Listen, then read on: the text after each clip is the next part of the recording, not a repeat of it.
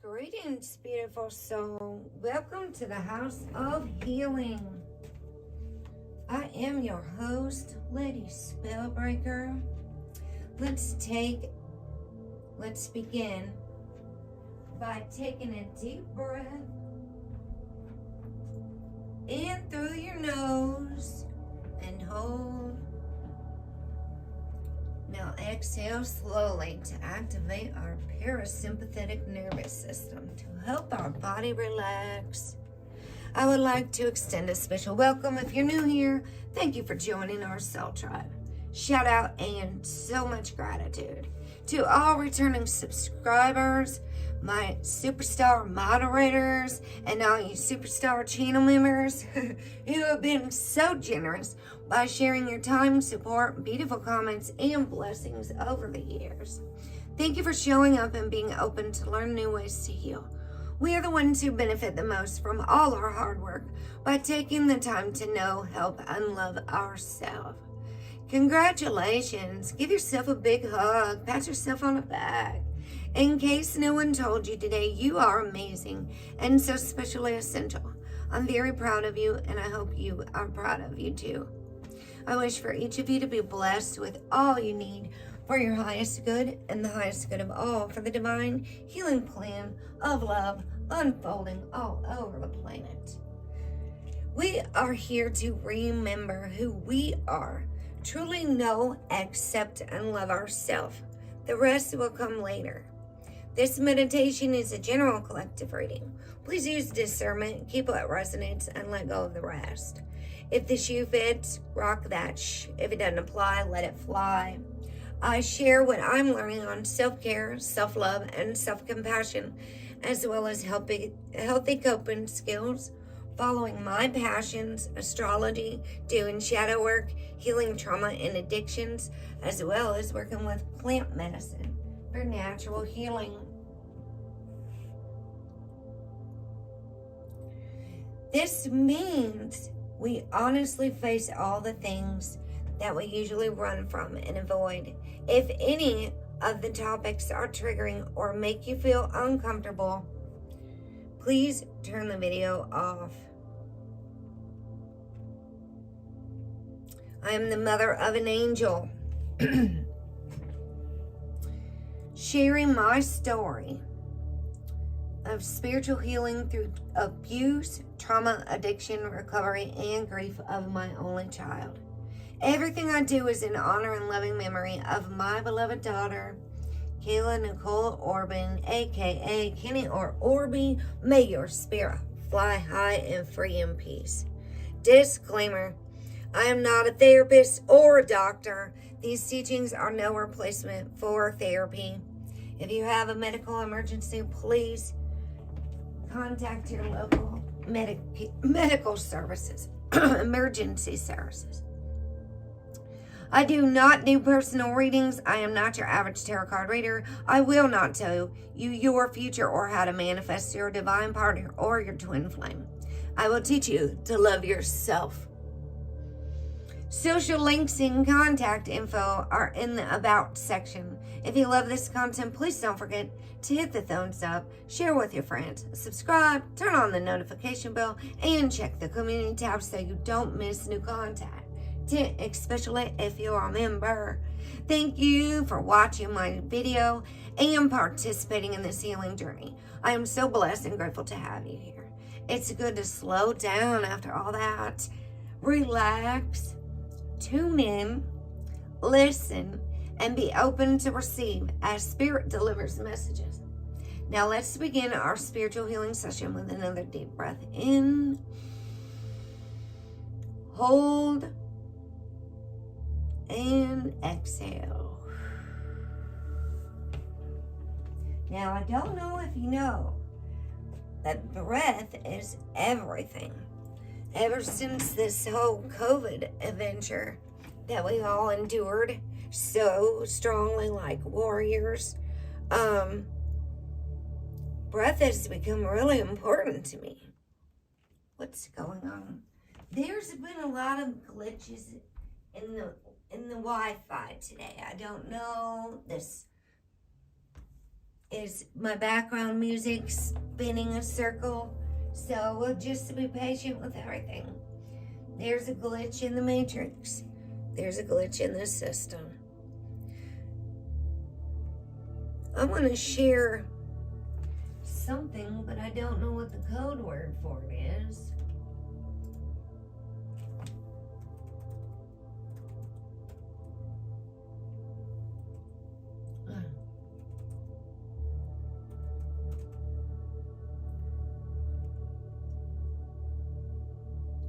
There's one.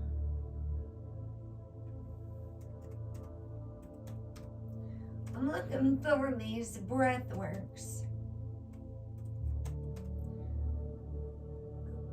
Other reset.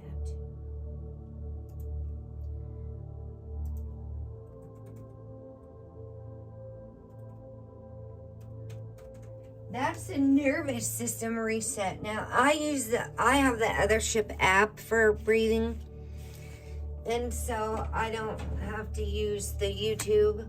I've really kind of actually got the app so I could quit being on YouTube so much.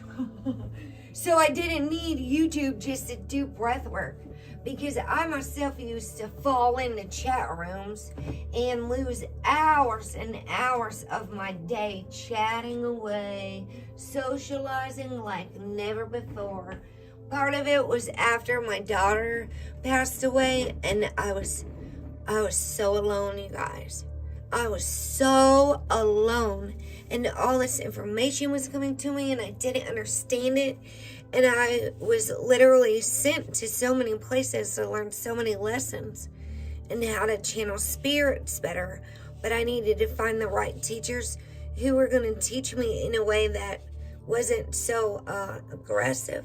Some people are real aggressive with their wanting to get knowledge out and things, and wanting you to accept their information. I've had some psychics really push me far, far away from people for a long time, because there are so many tricksters out there claiming to have messages from my ancestors. You need the utmost discernment. You would never imagine how much could start coming to you until your daughter moves to heaven. We got 2 concurrent viewers and 2 likes. That's 22. Kayla was forever 22. Let's light these Jesus candles real quick. And then we're going to talk about our breath for a second.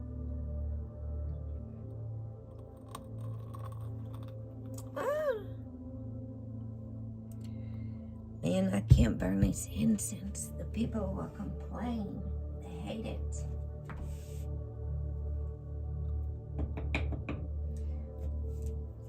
But I can't really light it any other way when they get too far down. I guess I need some matches. Long matches. They sell these at the dollar store and at my store I work at. They're like a very common thing for a lot of people. Jesus and Virgin de Guadalupe,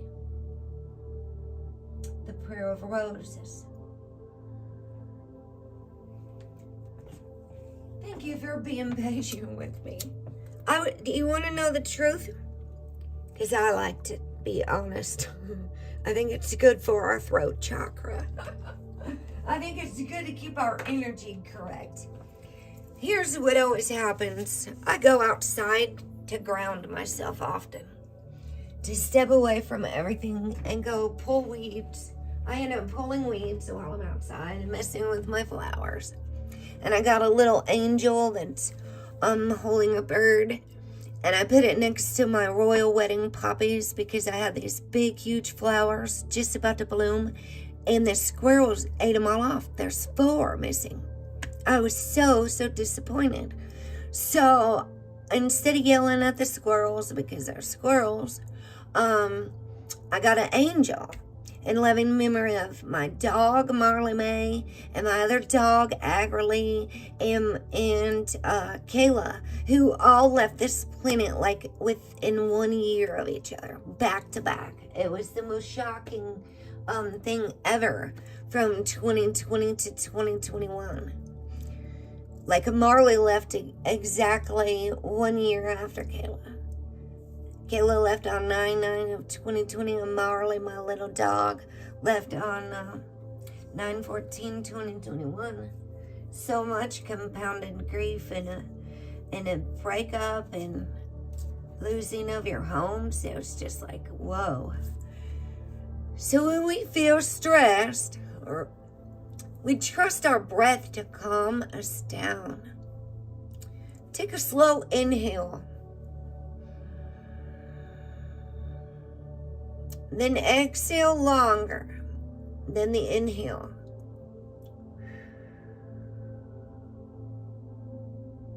To reset your vagus nerve. We have so much power right inside of us when we can take control of our mind. In a very anxious moment, when we get to going and we're talking too fast and our thoughts are taking over and it might be taking us for a tailspin. In these moments, we can take control of our breath. We have that much power to take a slow inhale and then exhale for even longer. Slowly.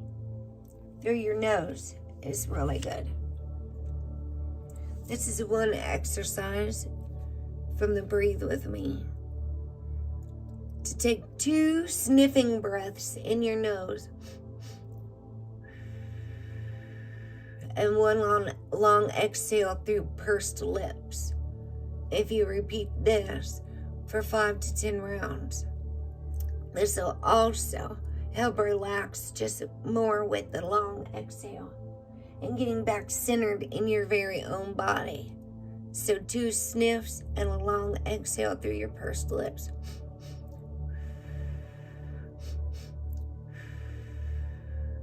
And in all reality, breathing works for anybody who doesn't smoke cannabis or anything like that. There are people all over the world who do breathing techniques and things as a form of self-medicating without having to take anything for it. I think sometimes we get in a fixed society where we think there's a quick pill, or even myself as the one who does work with plant medicine, to be able to use things in balance so that our body doesn't even become dependent on things. Do we, in the event that we don't have the actual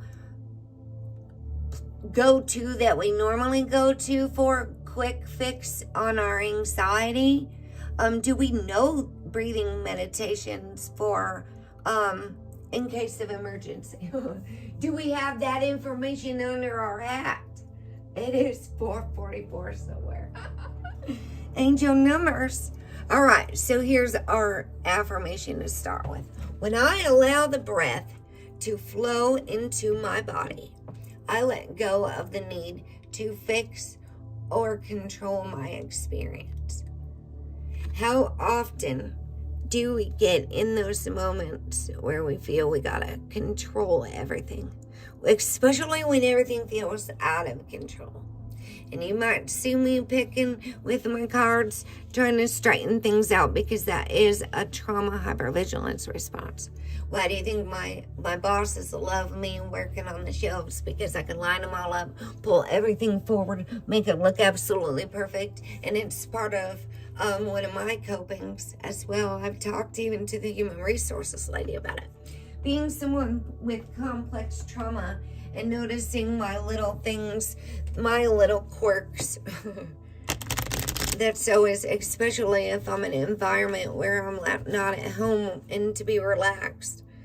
And so, like, I actually got to tell myself not to care too much. Because half the people at my job don't care. They walk by stuff. They do not fix the products. They put stuff in the wrong spot. We got these temporary people that come in all the time, and they don't work for my job, so they are only temporary, so they come and just mess all kinds of stuff up. Stocking the shelves all wrong. It's a disaster to try to clean up, but it is what it is.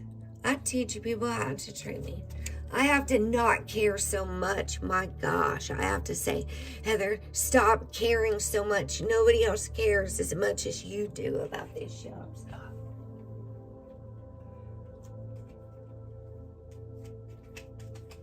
Impressive.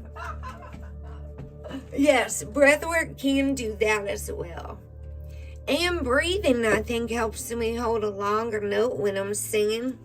If you really try to sing like some of the singers, on songs you hear on the radio and stuff. I don't really use tarot a lot lately, but I want to tell you something. I don't get my my tarot deck is way over here, and I use it mainly to teach from the archetypes. But this Lover's card was underneath a thing the other day, and guess what? My essential oil. Pay attention to all the things that happen. I mean, every single feather you find on the ground, and ask the universe with the higher messages. When you accidentally find a card underneath somewhere that it shouldn't be, and you don't know how it got there, and your Pluto essential oil is missing from the set of all the oils. You've got Sun, Moon, Mercury, Venus, Earth, Mars, Jupiter, Saturn, Uranus, Neptune, and Pluto. And all of a sudden, Pluto jumped off the back. Pluto jumped to his underworld. He jumped off the back of my stand and behind the dresser, and I had to pull everything out, and that's when I found the Lover's card. And I was like, what? All these things are falling and leaving a message. Maybe an angel knocked it off. Who knows? Do you believe in angels? Trust. I do. It's been pretty bizarre since my daughter moved to heaven, because I was teaching her about how to talk to spirits and not be afraid before she left this world. And she could always see spirits. She could always hear them too. She's a Cancer moon. She was very tuned in. She don't have nothing in no fucus though. She don't. Trust. You are looking at a situation. Oh, we didn't even go over these. Hold on a second. We got to go over where the stuff's out in the sky right now. I was listening to Athen Master in the Zodiac just for a hot second earlier. I pop in every once in a while and hear some information. And Saturn and Neptune here in Pisces are like close, but there's retrograde that's going to cause Saturn to go backwards for a little bit, and then Saturn will get closer up there with Neptune. I think Athens said next year. So whatever this energy is and where your house is, hello, Pearl. How are you, love? We're just talking about this current energy. I'm going to read about the new moon in Taurus here real soon. We got sun and moon in Taurus with Uranus. I listened to Dr. Danny's new moon this weekend with my friend. It was nice to sit with somebody who's interested in what I'm doing too. I just told my mom that. Goodness, it's nice to sit with someone who's interested in what you have to say. In person. Someone who can speak chakras and speak your language. It's good. It's a good feeling. So, all right, Mars is in Leo. This will be a real grounded energy for this moon. If you want more details, I do post Maria's daily things on my Facebook. Let me see something. On my Facebook channel page, I don't know if that's a command prompt. Might not be. It might just be a timer.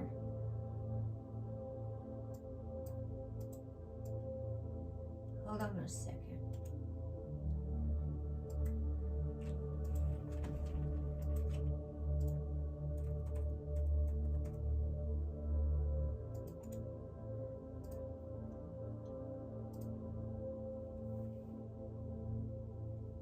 Oh, I know what it was. Sorry, it's been a while since I've been on here. Okay. It's Facebook. Mars is in Leo, so he's picked up some momentum as well as Mercury being in Aries. So if you're feeling more active mentally and even physically, I would say this is a good combination of fire, masculine energy, even with a grounded Taurus moon. Thank you. Thank you, Lori. Good job. Thanks. It's also FB, and I just punched in Facebook too. Sometimes I shouldn't do that while I'm live, but I do. I just go on ahead and do it real quick because I can do it fast. So now it's done. Now we won't have to run anywhere to get it. We shouldn't. If I can just remember that. Maybe with more than one person knowing, we can remember it better together. Because I forget a lot. Okay, so Pluto's the only one in retrograde right now. And I just went over my retrograde dates. Gosh darn it, in the notes at the other place. It's not here. My notes, we've got, I think, only Chiron coming up in June, maybe. It might even be July. Let me see something real quick. I got it pinned at the top, the retrogrades on Instagram, I think. Pluto right now is the only one in retrograde. Pluto, that's it. So if you want Maria's daily reflection, she posts them in Cosmic Reflections. Her daily energy updates, Maria, my friend Maria. She's in radical astrology and other things as well. So not only, we also have Chiron. Hold on, we better get Eris back out on the table because Chiron's about to go retrograde, right? Over Eris. I need to look into this deeper. I'm glad Uma Stellar, Michael Hartigan says, adds Eris. See, this is why I like to listen to people who include the asteroids too. The asteroids are in my Arcana of Astrology deck. Except for Pholus, Pholus. That one is on my chart. I've looked it up, but I don't have a card for it. But Hygeia's in here. Ceres, the goddess Ceres. I went through them all before, and I kind of like work with them as transits are going, actually, because a couple of the asteroids are in retrograde. Like Chiron's going to go retrograde June, or I don't know. I just looked. I do love Michael Hartigan's wisdom and knowledge too. Okay, hold on. Chiron. Neptune's on the 4th of July. 4th of July, Neptune retrograde.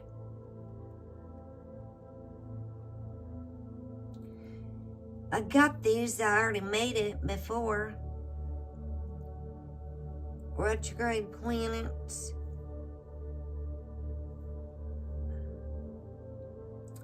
It says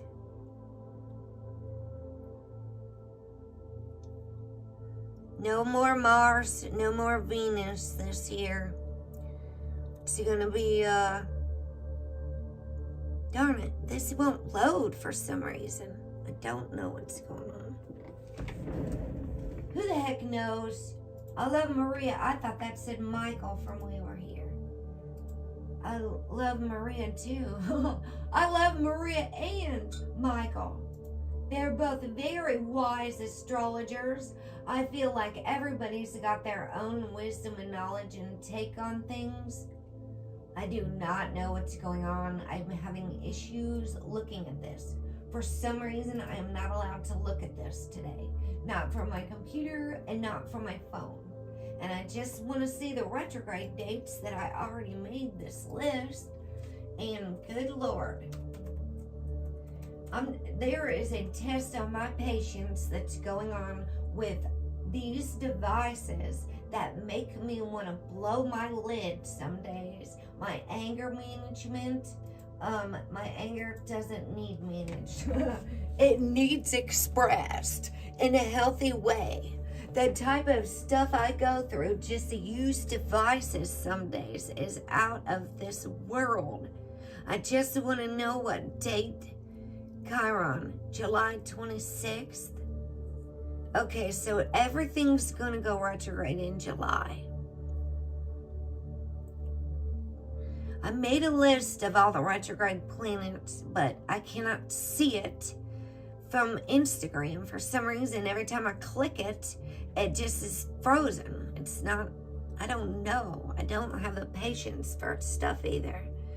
Mercury, July 17th, 717. Okay, yeah, there's going to be a lot going on in July. I was noting that. This weekend while I was doing my astrology homework. Friday, Saturday.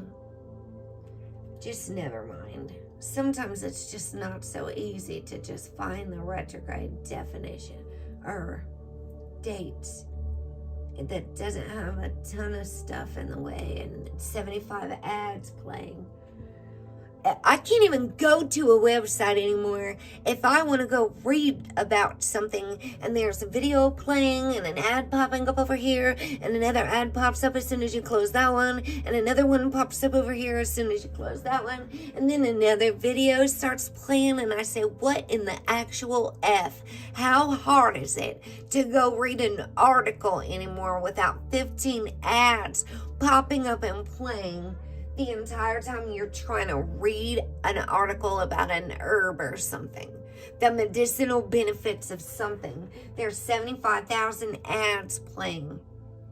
This is why I love real books.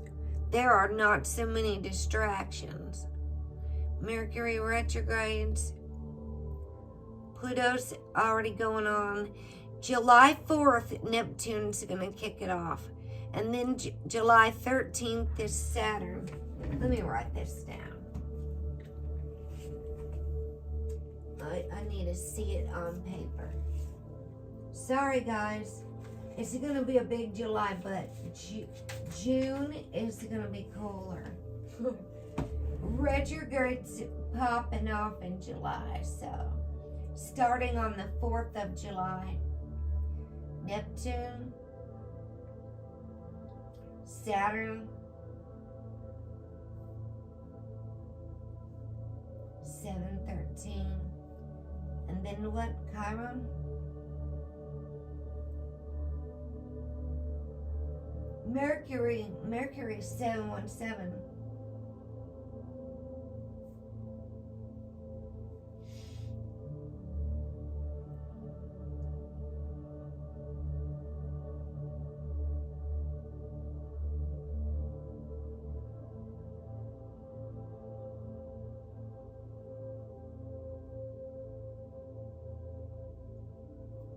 Yes, I think you're right. You're absolutely right. So, yes, Lori, ChatGPT is correct. Yes. Mercury, and then what do we say? Chiron's July 26th. 7/26. So just this June, we're going to be all right, but we're going to be flipping energy here. Neptune is going to be on 7/3, Saturn 7/13, Mercury 7/17, and Chiron 7/26, 2025. Mercury retrograde is July 17th to August 2nd.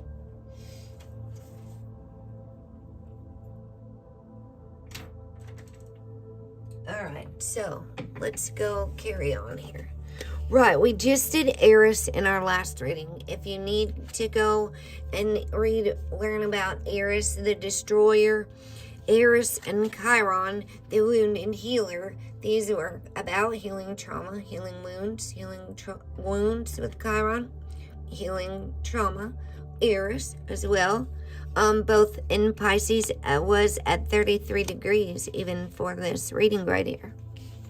They're actually conjunct in the sky, and not all the astrologers are talking about it.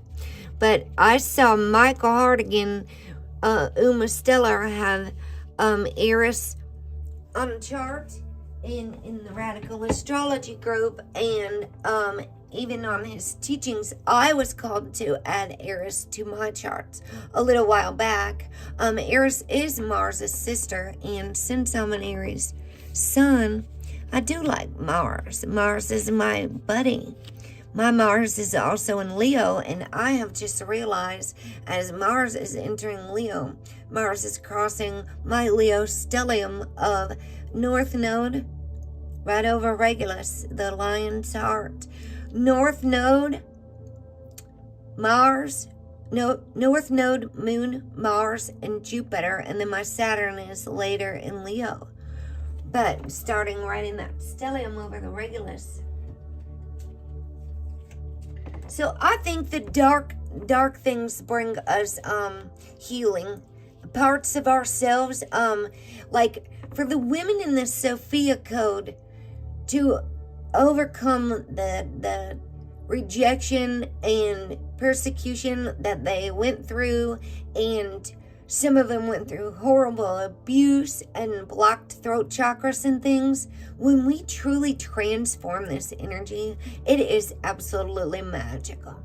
It is truly amazing when we can embrace all of the parts of ourselves. And sometimes we need those. Like Callie, she's a destroyer goddess. Lots of people don't really want that because they all want love and positivity, and I follow lots of people who also teach you to embrace your darkness and the things that actually are going to help you stand up for yourself. The low vibrational things like anger. Sometimes you have to get loud and angry with people when you're standing up for yourself in those moments of abuse and persecution. And maybe if you've never been there, you wouldn't understand. But count yourself really effing lucky. I just watched Mama really flippin' lucky that you haven't endured those darknesses. Anybody who's ever survived the darkness, you already know. Some people have never ever had to endure anything like that to overcome such hard times. It's not pleasant. It takes a long time to learn how to trust again as well. But we're here to keep evolving. Hopefully we're not staying stagnant as well. Let's roll with this. Trust. You are looking at a situation from a purely physical perspective, and therefore you cannot see the bigger picture. And blessings interwoven within this event. Oh, even if it looks like it's all falling apart, right? We, your angels, urge you to trust, for all will work out in the best possible way. Let go of your fear of apprehension and allow God's healing energy to flow to you. Trust, for all will heal in ways you never thought possible. That's a big thing to have, trust. It stems from where? Faith. Oneness. Someone you dearly miss is forever present in your heart. Remember, dearest one, that even though there has been a physical parting, spiritually those we love never leave us. And once you have a soul bond with someone, it never goes away. Not through distance and not through departing from a physical body. Creation is eternal.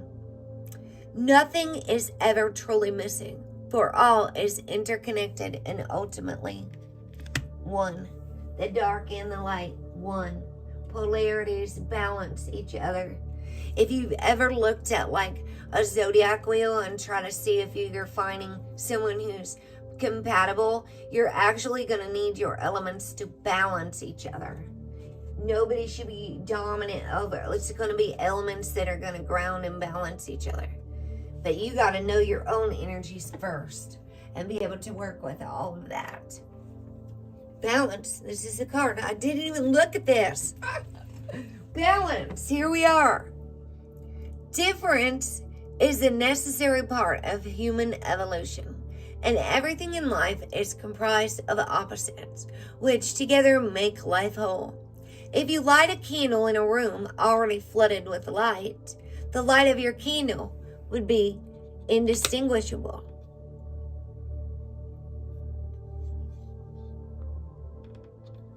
From the light which already exists. Because of darkness, we are able to perceive light. That would have been great for our Libra full moon balance. I just love that. Picasso Jasper. Let me see what that quote was again. It came with the balance shirt. Balance is not about staying still. It's about constant adjustment. And the most you can think about that is like if you're doing tree pose and you stand on one foot, your body is constantly even shifting weight to be able to support you.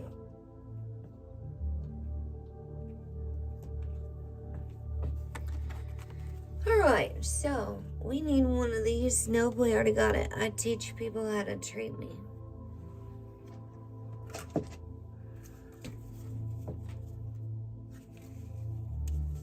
I've really been working with my therapist on being able to express I did some throat chakra, kundalini yoga Saturday. It's a good one with Olive Ann Flossom. Do you know her? Lori. I couldn't get your name out, Lori. I was trying to remember to look up astrology, but Lori came first. Yeah, we will. Oh, one card just fell out. Your truth is personal to you. That'll be right below the trust card. Your truth is personal to you. Don't take anything personally. Agreement number 2. That's really one of my hardest agreements to stick with, you guys. Because when we're wounded, say somebody in our life through our growing up or whatever used words, yeah, you can ask a question. But I don't do personal cards right now, Abdullah. I'm just doing a collective reading right this second with the current energy. I don't pull personal cards for each person. This is just a collective reading. We're going to read the energy of the Taurus new moon and learn a little bit about the new moon and what we need to do for this lunar cycle. And this is just guidance for everyone if you are interested. I hope you're doing well. Okay, don't take anything personally. Your truth is personal to you. And when someone says something, in our life, we could really easily get offended, especially if we've ever like had a lot of rejection and abandonment and things like that, where we felt invalidated and things. If somebody says something that could slight us, we could all take it personally. And we have to remember that nothing anybody says or does is really about us. Your own opinions and point of view reflect your own agreements and are personal to you. It is no one's truth but yours. And so, in all honesty, one thing I always have to remember is that everybody's working from their perception, and their truth depends on what they're studying. If somebody believes tropical astrology, for example, they are dead set on this is the truth, and you might as well not even argue with them. Only people who are open to it are going to do it, because your truth is for you and other people's truth is for them, and we do not see everyone through the same lens. That's why, even though we're all so different, we're still all one, but everybody's entitled to believe whatever they want, right? And we don't have to take it personally, because everyone's operating from their level of existence, from their level, from their perspective of what they know. Whatever they're watching, whatever texts they're reading, whatever news program they're watching is becoming a part of their program. It is true for them, and just like what's true for you is true for you. There are like universal truths and things like that, but we have to really, like, language is so changed all over the world, and everything has just been twisted all the way around. So it's really not worth it to argue with people either. Be impeccable with your word and release the need to be right. That's a big one too as well. If you're finding your truths, releasing the need to be right, and then having to prove stuff to people. We can get in that too, and that's also our ego. Thinking we need to wake people up. Here's a breaking news. It's not our job to wake people up.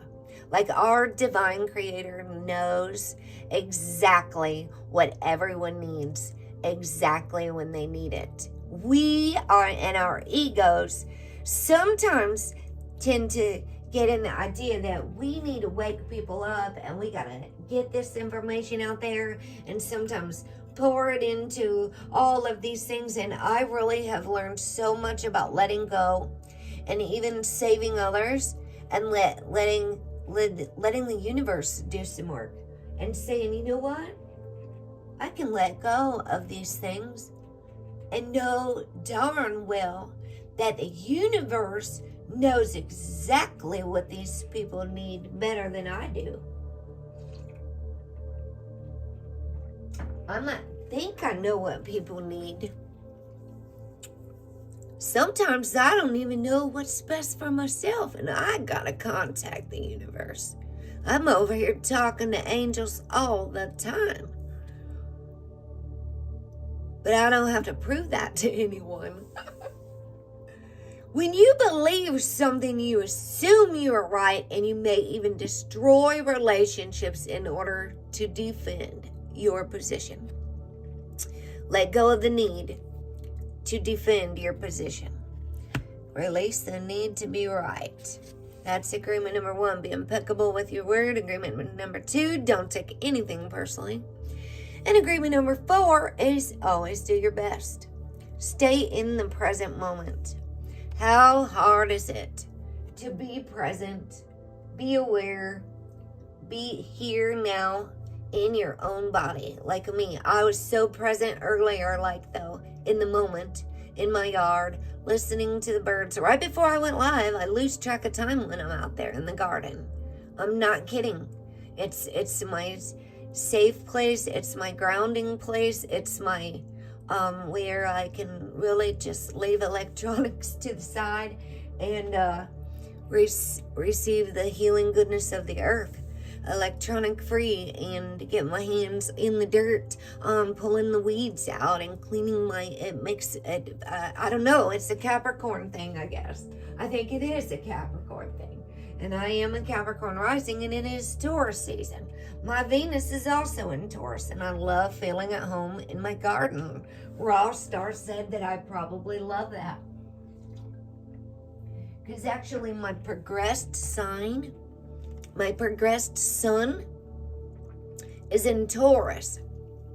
Actually, probably right about where Venus and Jupiter are, because it moves forward. Progressed signs move forward 1 degree. The sun moves forward 1 degree every year. Every year. So keep your attention on today. How easy is it to get caught up on next week, next month? I was actually just going through the retrograde planets and also scheduling everything for the month of June, for my full moon, my new moon, making some images. Sunday's like my work day, but it's a rest day from work at my job. I mean, I get off at 6 a.m., I rest, and then I do some art creating for my channel. I think I might even, that's my day to do my members and stuff. I do it sometime on the weekend. Keep your attention on today and stay in the present moment. This is the beginning of a new understanding and a new dream. It is. And so I was talking to my therapist even about how dissociated we are from our own bodies. On Friday, I was really just talking to her. I almost started crying just outside, talking to my mom about it too. And having emotionally unavailable father. How my dad's been just dissociated from my life. And how isolated and lonely I feel at all family gatherings, because they all interrupt me and they don't have any interest in anything I'm trying to teach or do anywhere. And ever since I started down this self-healing path, you know, I was telling my mom I started doing my healing work in a prison cell, in treatment centers. 2 decades ago. And I'm the only one in my family that's been doing shadow work for so long. Wanting to heal things. Wanting to stop passing trauma on. Wanting to break addictions. Doing it. Doing it. Don't talk about it, be about it. There's a lot of fire energy out here on a board right now. Here is fire activation. Exercise kindles my inner fire and moves me forward in life. It seems like we just had this one.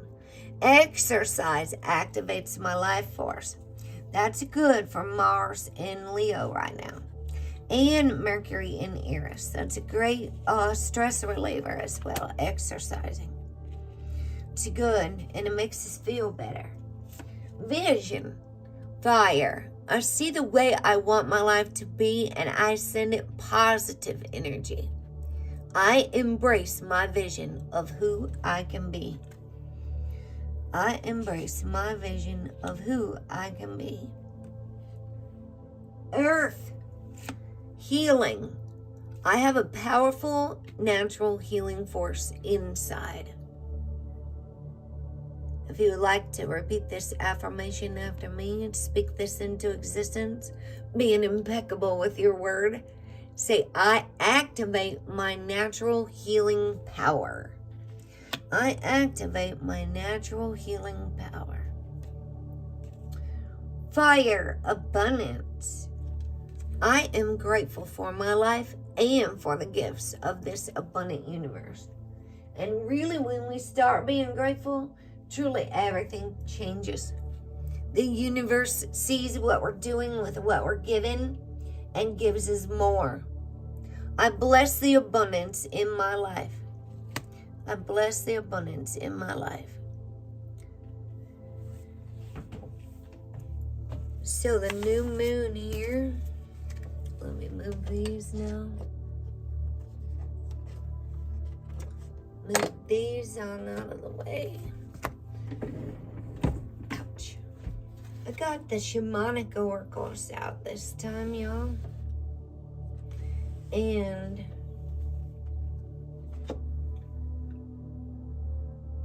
we'll go over some herbal oracles too. I forgot to get the... I kind of like to switch it up sometimes, so we're not always using the same things. The new moon. Let's go over the moon real quick. The moon rules Cancer. House is the 4th element, water. Symbols are selenite, quartz, jasmine, lily, silver, wolf, and bat. In astrology, the second component of our big three is the moon, sun, moon, and rising. Those will be your 3 most important placements. Although I'll always tell you, I think your midheaven is very important, as well as the opposite side, the IC, Coli. This area of our chart rules, I think the descendant's just as important as the ascendant too. It's going to be opposite and where you are in your relationships across from your ascendant. This is so important. Like, I think there's more than just the big three. But that's just me. Because wherever your ascendant is in your chart is going to be opposite over here, the descendant. 1st house, 7th house. It might vary a little bit on the houses in size. Hello, Eve. I hope you had a wonderful... Yeah, thank you for reminding me because I forgot. The palindrome all the way through. And you know what? This is like the Thoth portal. I was watching that this week, visiting my friend. And talking about all the astrological stuff going on. I have a real hard time. The Vedic astrologers are telling more proper energy than they're still in 12 sign, but they're one behind. And so I was learning all about the nakshatras and stuff as well. I don't know what video it was, but... Alright, so tropical astrologers are saying Saturn's in Aries right now, and that's just not that's not truth. We don't know who to trust anymore. Alright, so the moon, this area of our chart, rules the subconscious mind, also known as our inner self. The inner self is where our emotional desires, intuition, and habits reside. Our development is controlled by this planet. Past experiences shape and form the emotional responses we have based on the traits of the zodiac sign our moon resides in. And when you're doing fasting through, let me drop this sacred secretion from the Alchemist video. Do you know the Alchemist, Eve?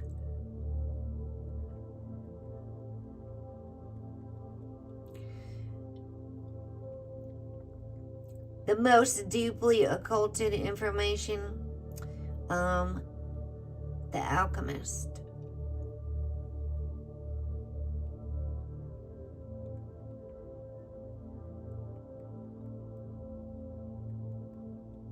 Her name is Sarah.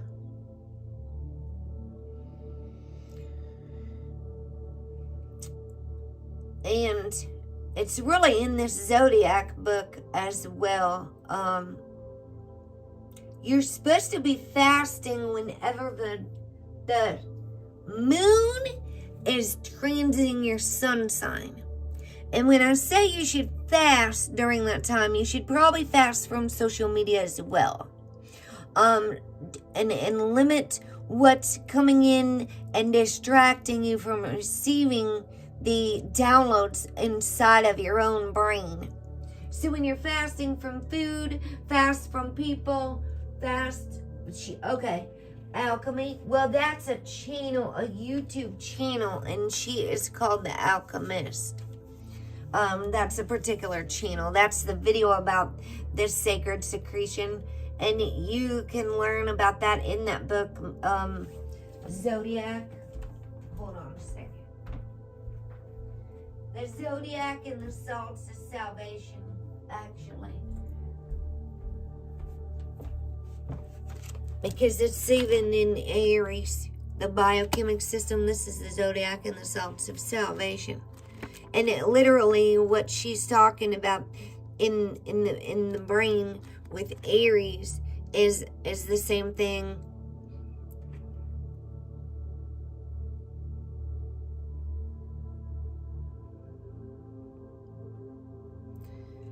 We get this through meditation as well. Sometimes we're so blocked and calcified. There are many substances that can turn off our conscious contact with God inside. Some of those things are alcohol, and some things ignite them. Lots of things, psychotropic medications. I can testify I was on 13 different ones and now I'm on nothing. I think I honestly had a lot of gifts in my life and they were totally turned off because it was too much for me to handle. I was on benzodiazepines, opiates, sleeping medications, everything out of this world, mood stabilizers, antipsychotics for years, and now I'm actually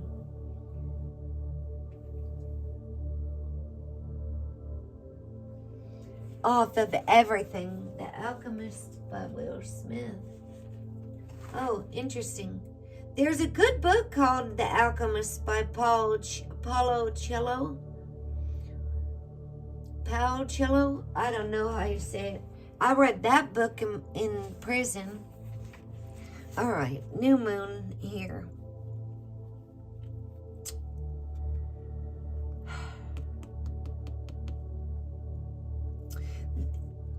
Our development is controlled by this planet. Past experiences shape and form emotional responses we have based on the traits of the zodiac sign our moon resides in. So you want to see where you have in Taurus. What's Taurus's house for you? And where is this going to affect your life? Because this is a Taurus new moon. Right now we're talking about the place of your moon, whenever you're... But that book I was just talking about, whenever the moon transit your sun sign, you're supposed to fast in order to receive the sacred secretion.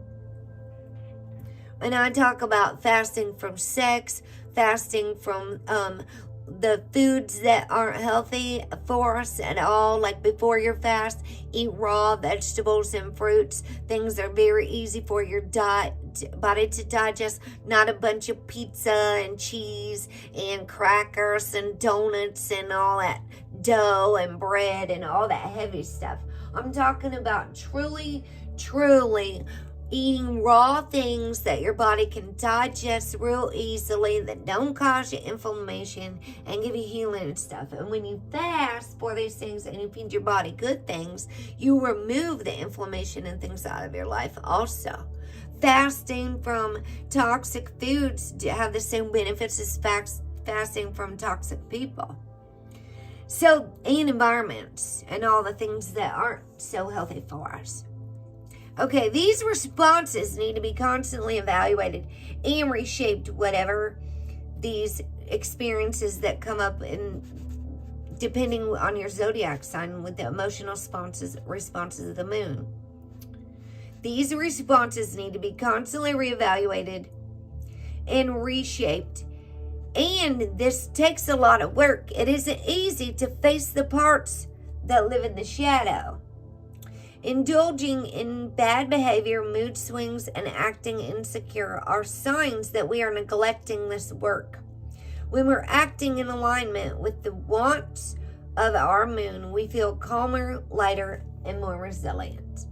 The moon goes through 8 phases in its 27.5-day cycle, moving from one place to the next every 3.5 days. Well, we know this isn't true. This is a tropical astrology book, and the moon changes signs depending how big the sign is.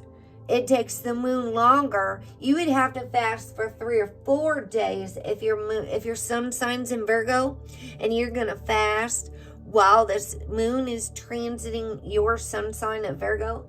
You're gonna have to fast for more time than if your sun is in Cancer, or especially Scorpio, because the moon travels through Scorpio in less than a day, because Scorpio transit through the ecliptic is very, very short. That's why Scorpio's sun sign is only from, in my book, November 23rd to November 29th, 7 days in that little tiny part of Scorpio.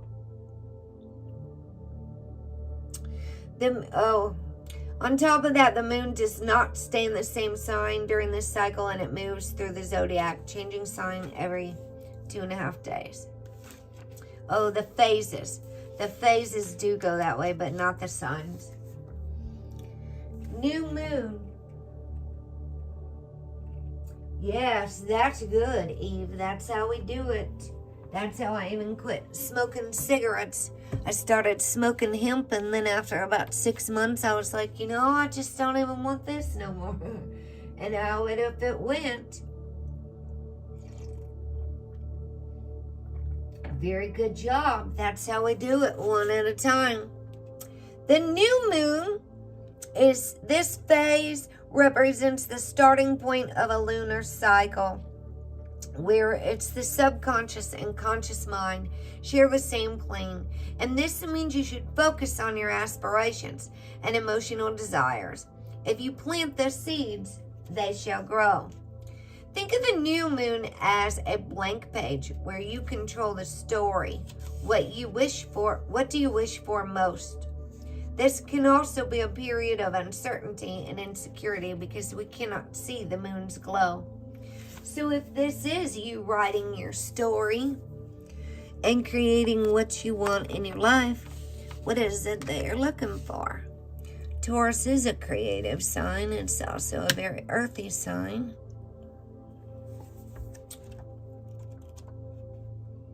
And since we're doing the artist's way, what exactly are we creating?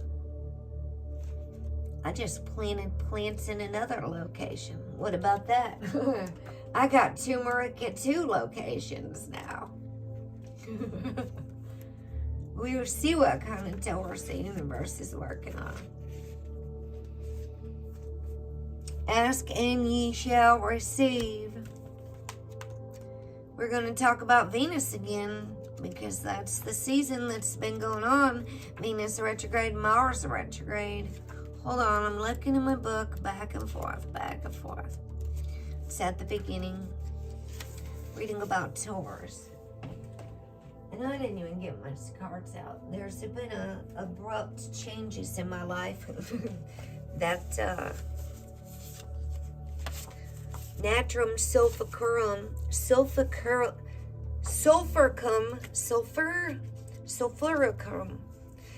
Sodium sulfate draws water out of cells to be broke down and recycled for edema issues.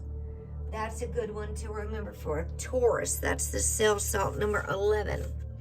Nat sulf is for Taurus, from the zodiac and the salts of salvation. We're actually going to go this way. Watch. Moon's right front and center, Taurus. We're going to read about Taurus, May 14th to June 19th, depending who you ask. Traditionally, the bull ranges in tropical from August 21st to May 20th. So, in my zodiac, the sun just entered Taurus on May 15th. I was running a few days late at my posts, but they are on the community tab. I said, happy birthday to Taurus. It is now Taurus season until June 19th in my world, in my zodiac. And me with all the other 13 sun astrologers.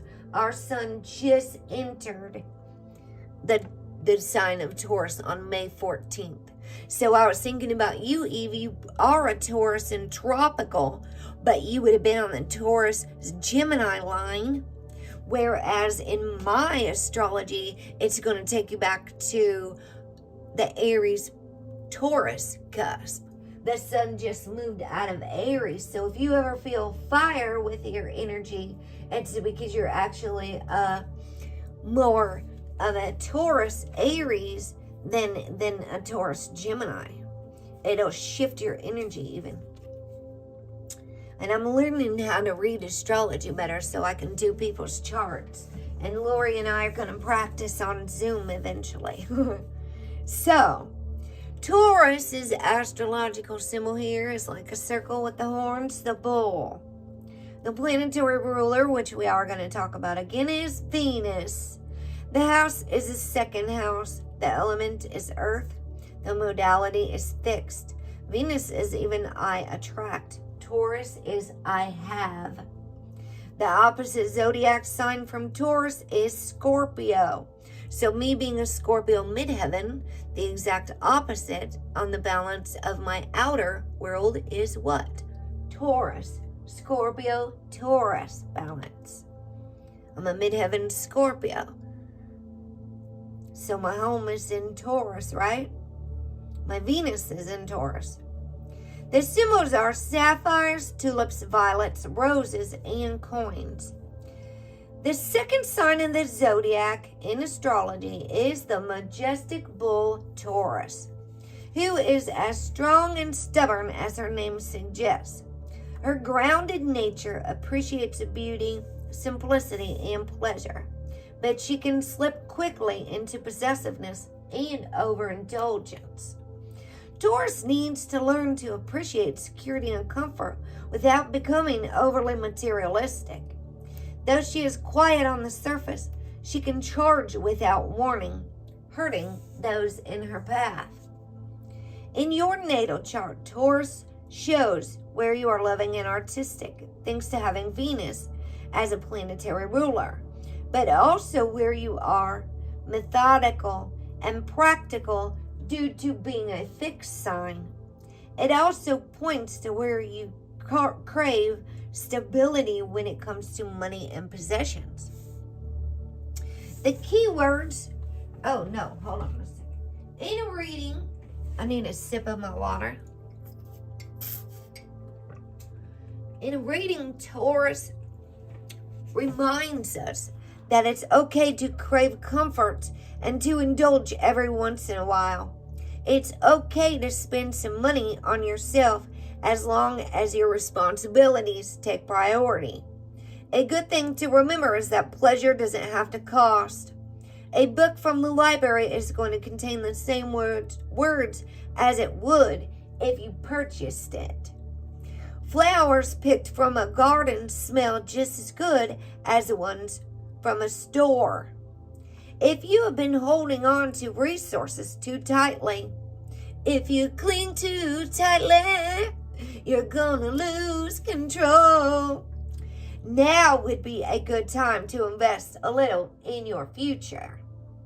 The easiest way to do this is to open a savings account. It will still satisfy your need to possess the funds, but also help you create a safety net for the future. The keywords for Taurus are security, grounded, beauty, art, stubborn, and strength.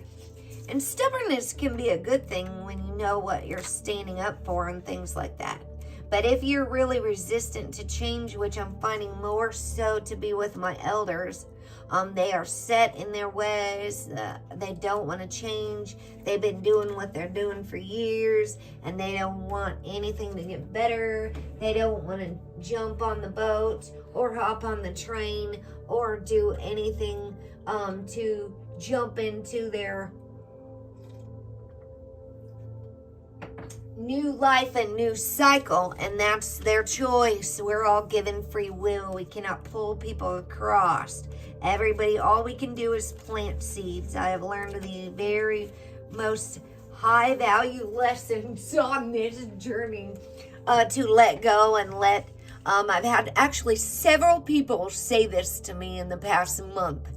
Sometimes you just have to let people's cards fall where they just let the cards fall where they land and know that the universe is gonna do for people. The universe knows. And so we gain so much control back when we let go of things and trying to fix, manage, and control other people and everything. When I allow the breath to flow into my body, I let go of the need to fix or control my experience. And how often do we try to take it into our hands that we know what's the best for other people too?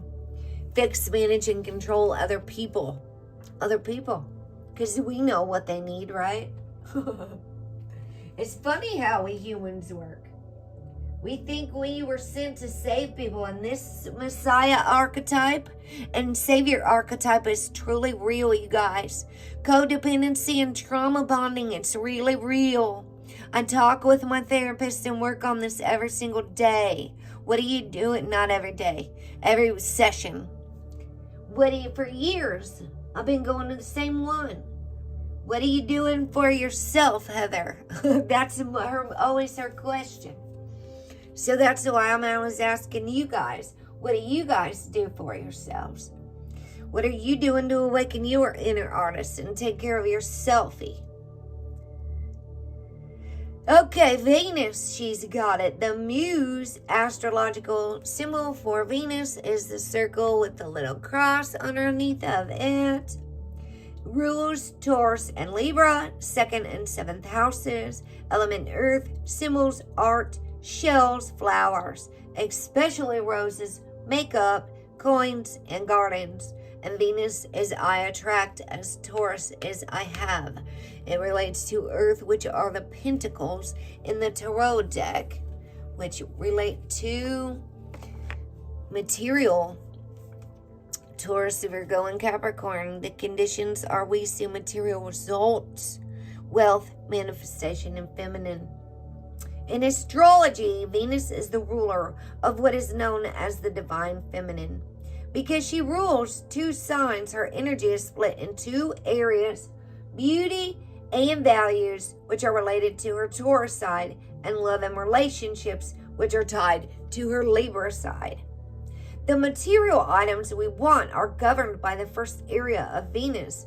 Some people want money, some want good food, and others have a desire to create drama and art. The people we attract and are attracted to are determined by the second side of Venus.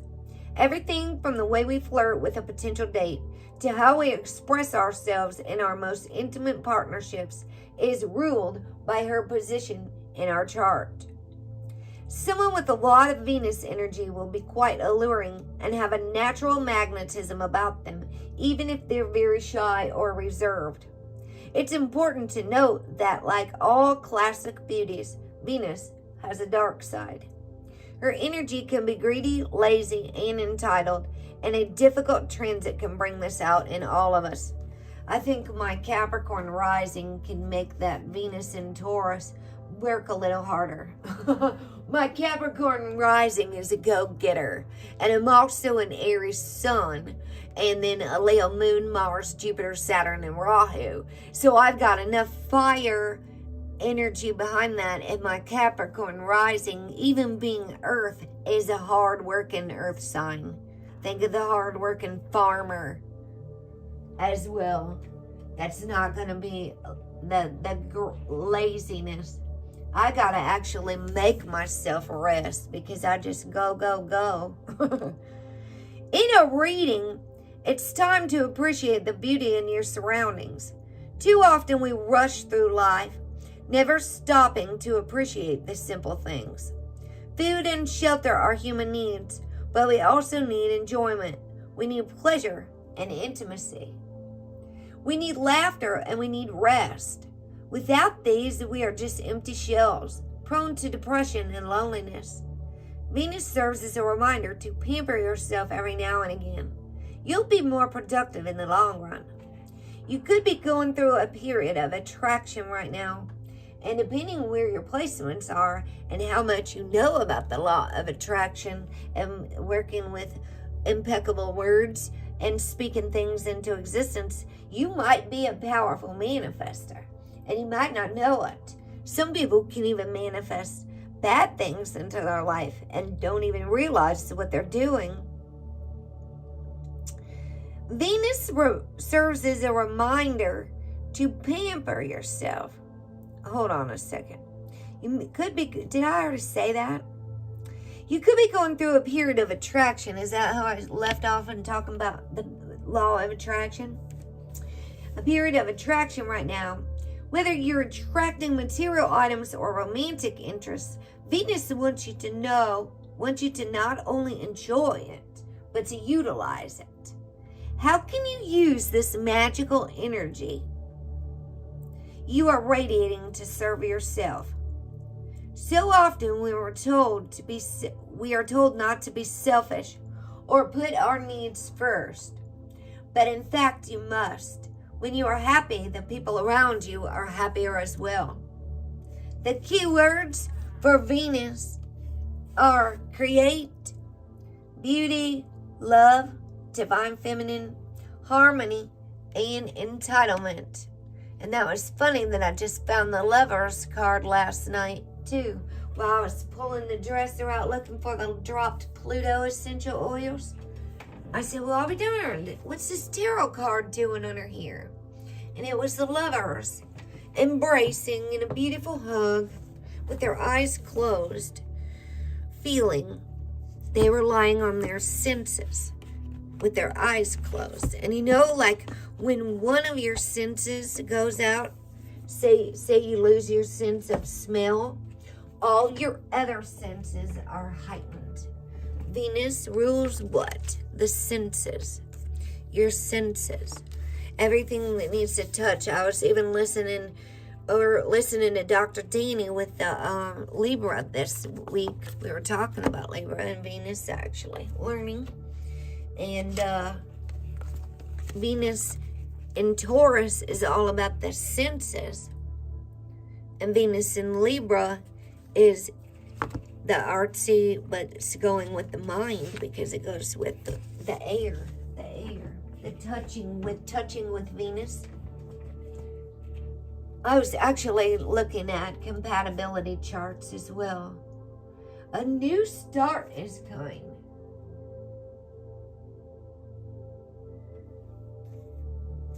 Let's do this one, new moon. There is a yes coming your way. This is one of the most auspicious cards in the deck. It's totally positive and suggests something new and exciting is developing for those who are still learning about the new moon. We set our intentions right now for what we want to do this lunar cycle. This situation you're asking about is blessed and you are on target to achieve your goals. The message from the universe is you're starting all over again in some way. Be that on a new or better course or just feeling more positive about achieving your desired outcome. If you've been feeling stagnant, this card reminds you that life goes in cycles and you're moving into a new cycle now. This is the time to wipe the slate clean.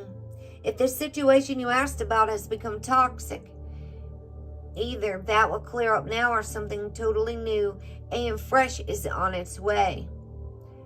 Attuned to the moon says, I'll see it when I believe it. Stay tuned in and aware of all the signs like the Pluto essential oil falling off the back of the thing and the Lovers card as well. So I got to talk to my angels and then be open to receive the messages of the things that are falling or happening in my life. If a book falls off a shelf and opens upside down, don't just open it and close it. See what page it landed on. See what Spirit's trying to tell you. And open it right where it was. Pick it up right where it opens. If it falls, open upside down or right side up. On a page, see where your eyes land immediately. These are ways that Spirit speaks to us that lots of people are just going too fast to be tuned in there, to be that aware. And I have fabulous news, you guys. Dear friend June, our sister June, she actually had a medical emergency at the beginning of this year. and I had planned to meet with her and interview her for my show on my channel. Hold on a second. How to Talk with Spirits, I just remembered, and I'm going to meet with June soon. She has some insights she'd like to share, and as being a guest on my channel, so I'm very excited. She's been one of my great guides that were sent to me, that was able to teach me in a very gentle, very non-forceful, with beliefs in anything kind of way. And it was truly a blessing to meet her on Life with Ghosts with Steven. And so it was the film director of the movie Life with Ghosts. I met with the film director, and that's when I met June, and I invited everybody on YouTube to come, and nobody came. So I really just told my mom that I really am just starting to use my energy so wisely, and know that I think when nobody shows up, it's me and the angels showing up, and me and the teachers that the angels sent. And then I can really zoom in on what I'm supposed to be doing with my life. Attuned to the Moon for the New Start says, I'll see it when I believe it. And when you start believing it, you'll start seeing more. And that is how it works. Additional meanings for this card are: a new start is on the way. You will soon start to feel more hopeful about getting what you want. Your belief that your dreams can manifest is working well. Forget about the past. I think I'm going to start getting some new affirmations and things for these. I'm going to work on an Ophiuchus one for the full moon next month, because there's no cards for Ophiuchus with a description of Ophiuchus. There is not one deck that has it. It's the 5 of Cups in the Tarot deck. I know that much. But there is no Ophiuchus card deck right now. The teaching says the new moon marks the start of the waxing cycle, the midpoint between the dark moon and the midpoint of the dark moon. It's a dark and veiled time when the moon is invisible, and a time of rebirth. That's actually what Pluto is about, death and rebirth. And that fell right back there on the dark moon, right? It's time that witches do their work, making wishes and laying down intentions for the new cycle. An intensely magical time when it's easier to pierce the veil to the other worlds. So, what's the new moon in Taurus? Prosperity lies ahead. These are the Moonology Oracles by Yasmin Boland. This card will often come up when you're inquiring about a financial matter, or whether you're doubting your self-worth. The card suggests you can have what you want, including material things, but you must believe in yourself. This comes down to the laws of attraction. Value yourself and others will value you too. You can create abundance. Taurus is associated with the luxurious Venus, and this card holds the new moon energy. So now is a good time to make a 12-month financial plan. This card can also signal the start of a new relationship or of sexier times. If you've been wrestling with something for a long time, the new moon in sturdy Taurus is a sign not to give up just yet. Attuned to the moon says give or get. It says get or give. A massage, healthy body, healthy mind. So if you don't have a romantic partner or someone that gives you a massage, you could schedule a massage and pamper yourself. There is much power in healing hands. Nothing else required. They usually use like apricot oil or something for a massage so it glides a little more easily, and essential oils help you relax even more. But that's really about all you need is healing hands. Additional meanings for this card. You will soon be able to afford the thing you're dreaming of. Ooh, all right, we better be open to receive these miracles. We are so grateful in advance even. Getting clear on what you value most will help you find peace. Take some time out to pamper yourself. Start a standing order to a savings account, no matter how small. The teaching says we often feel that it's somehow wrong to focus on our finances, but the truth is that money can make life far more comfortable from a physical point of view. Taurus knows this, and the new moon in Taurus is the time to work your magic to create the money you want so you can have the creature comforts you want. Remember, though, that someone else is still wishing for what you already have. So also in these moments, be grateful. Be grateful as well. I'm really excited to meet with June. She's been undergoing a hard time this year. And I was really, really delighted to hear from her. All right, so let's get these new moon oracles. Wait, hold on. Not yet. Slow it down. There's our new moon, but that came out on our dark moon video, you guys. The door is open. The path is clear. We just have to be brave enough to step onto it. I'll put that in there. But we've got, I'm going to read the sun in Taurus and the moon in Taurus, and then we're going to see what messages fall out. I always read the energy for the current energy going on for the decks that I have. I'm going to have to work on something special for this Ophiuchus full moon. Instead of just going now that I have an assistant.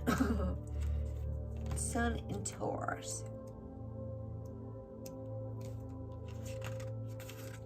Practicalities boost self-worth and finances. It's time to put your great ideas into practice. And to do so, you must invest in yourself a little more. Believe in your abilities and boost self-esteem through positive self-talk. Your projects succeed when you're truly invested in them. Your achievements will mean so much more to you if they are a fulfillment of a dream. So while it's time to put your ideas into action, it's also important to choose your endeavors wisely. Plant fresh ideas in their most nurturing environment. Ensure the peg fits the hole.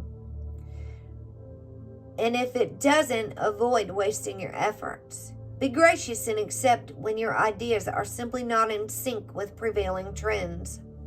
A hands-on approach to life will appeal. Get your feet on the ground. I might add barefooted if you can. And be more practical about everyday life. An earthy and realistic attitude to life's new ventures will help your project succeed. A new relationship may feel sensual and passionate. This is a time to enjoy and revel in earthly delights, but equally to maintain a balanced, the card already came out, stance towards your needs and the needs of others. Be practical, be honest as well. Be aware of circumstances around you. Avoid being distracted from your big picture aims by your earthly needs, such as money worries and everyday concerns. This is also the money card, and depending on surrounding cards, can indicate a lucrative time. It's important you maintain a healthy relationship with spirit by seeing money as a form of energy, not as a platform for power or as a means to gain self-esteem. Seek power internally in the shape of your own strengths, wisdom, and compassion. A fresh idea incubated at this time should flourish as long as it's tended to and nourished. So the moon in Taurus, that was the sun in Taurus, boost your self-worth and finances. And the moon in Taurus is about self-esteem and personal growth. You'll feel emotionally drawn to indulge in life's delights. A sensual phase and a strong sense of belonging are present right now. A deeply intense tie to a person, an idea, or project could reach a new level. Sensuality, a sense of stability and security are qualities you will look for both in yourself and others. They are within reach. A strong pull to music, the arts, beauty, and love is present in your life. You will enjoy reveling in this sensuality of life, and your emotions may take the lead. A love affair or relationship can bloom, but if a sense of belonging is absent, this can lead to feelings of insecurity. As it is time to establish a sense of security, it would also be good to boost self-esteem and self-worth, as these qualities form the bedrock of your sense of stability. Organize your finances so they will provide you with the stability you're looking for. In these ways, you can attain a sense of security. If single, look for new ways to meet prospective partners, as the time is ripe to enjoy more sensuality in your life and to form partnerships. Ventures and projects you have worked on for some time are coming to fruition. You can see how your hard work is being rewarded with the fruits of your labor, as you are in a gathering phase that attracts abundance, like these pearls here and the coins here. This card suggests that financially you will profit and a business venture will succeed. A financial or business venture can lead to more opportunities. This is a fertile phase for you to ensure you maintain your upwards trajectory by tending to your finances and business opportunities proactively and methodically. This is also a period of personal growth in which your goals will become more attainable as you develop your self-esteem. So the key notes here are self-worth and self-esteem with the Taurus new moon. And that is really what we're here to do, is work on ourselves all along. We are here to remember who we are and remember our power as well. Let's get our moon cards over here. Queen of the Moon oracles. We might do these herbal oracles this time. I do have the shaman ones out here too. Sometimes my soul feels guided to get a deck that I haven't used. Like when it's a special blood moon or whatever, I pull those out of the witching hours over here. I just heard something. Can you guys hear that angel music? My mom was going to go lay down and have a nap, so I didn't turn it too loud. But it's kind of a little distance. Oh, the wisdom card on the bottom. See her reaching for the stars?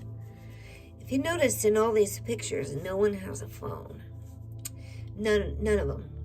I've seen people meditating in the wilderness with a staff that's glowing and activating their inner wisdom, like inner wisdom. She's got a lot of wisdom from books.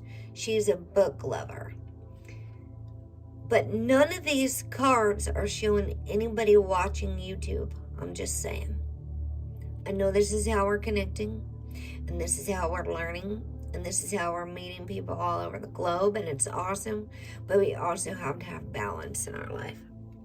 So this wisdom card was just at the bottom. Just fell off. Fell out. Number 22.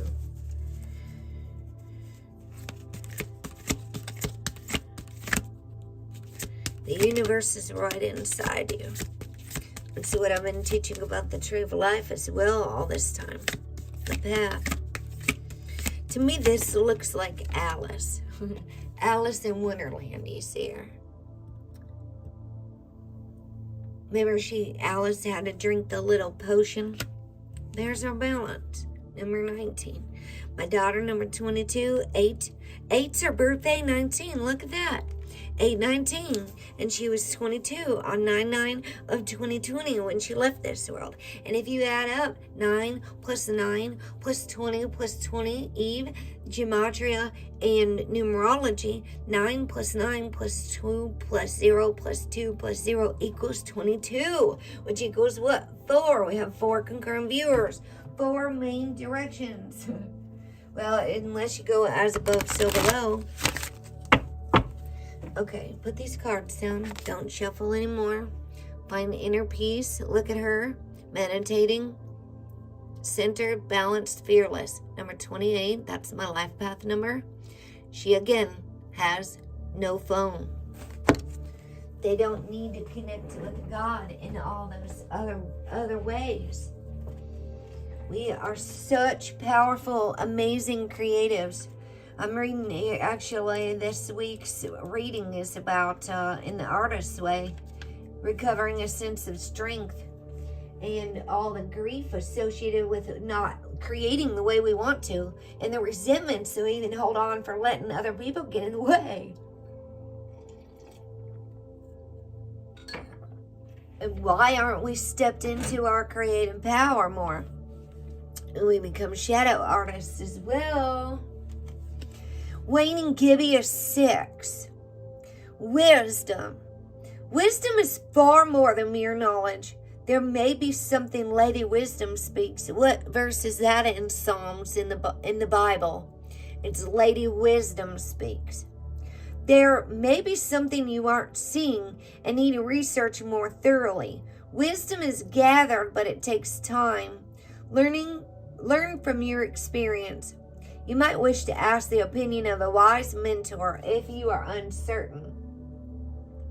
The affirmation for this card, if you'd like to repeat after me, we can speak this into existence by saying, I use my knowledge and experience to make wise decisions. It is often said that the body has its own innate wisdom. If healthy, it just knows what to do, and it does what it needs to keep us alive and moving without thinking too much about it. Just like the way my body goes outside to ground myself, I remove myself from situations that are too intense when I can feel my anxiety rising, especially now that I'm off all the psychotropics and things, going to places that are calming, grounding, centered, not as in running and avoiding, but sometimes you need to step away and take a breath and recenter and get back into your comfort zone for a moment and approach something from another perspective once you've calmed yourself. Most of the time, we aren't aware of trying to keep our heart beating or of breathing when asleep. Similarly, we have this innate reasoning system, intuition, that allows us to get answers or to receive information without conscious thinking. It's that feeling or hunch of information or insight that is just there.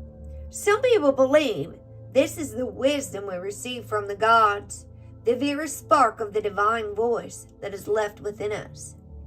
It is a very old kind of wisdom that sits in a very old part of our brain. Then there is the gathering of knowledge and experience and what we discern and learn from this. If the result has acuity, if it is successful in the real world and in good sense, in sense and perception, it's most probably wise. The getting of wisdom takes time usually, and we can be impatient for it. We might cut corners and not see the role we take in our own poor decision making. To me, though, as modern people, we have millennia of wisdom to assist us. Human history has some very wise people starring in it, and some not so wise. So we have plenty of examples from which to learn.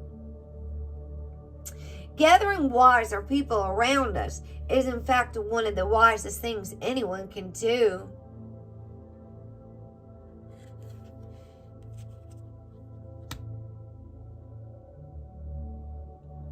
We cannot always know it all, and a wise mentor or friend can not only save us from poor decision, but also demonstrate how to be wise if we aren't quite there yet. The companion stone or metal is fluorite. So I'm actually going to get that peace card off the bottom.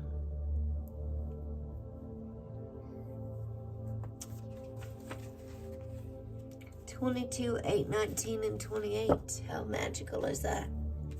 Oh, we're missing Lori is number 24, which is the protection card. That's our magic number of 24. But 28 is also my life path, so let me see here.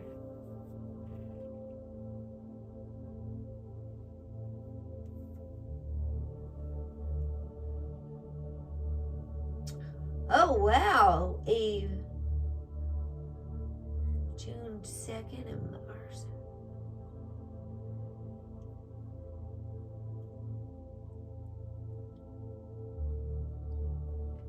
Does that mean every time Venus or Mars passes you, your birth area? Sunset yesterday was 8/19. You know, Kayla even passed away, or crossed over, I should say, on 9/9/2020 at 8:19 Eastern time, which it was actually 7/19 or 1919 is what it said on the death certificate, which is also 8/19 Eastern Standard Time. Her date of death was 9/9/2020 at 7:19 p.m. or 1919. All those double numbers on the death certificate. Age 22.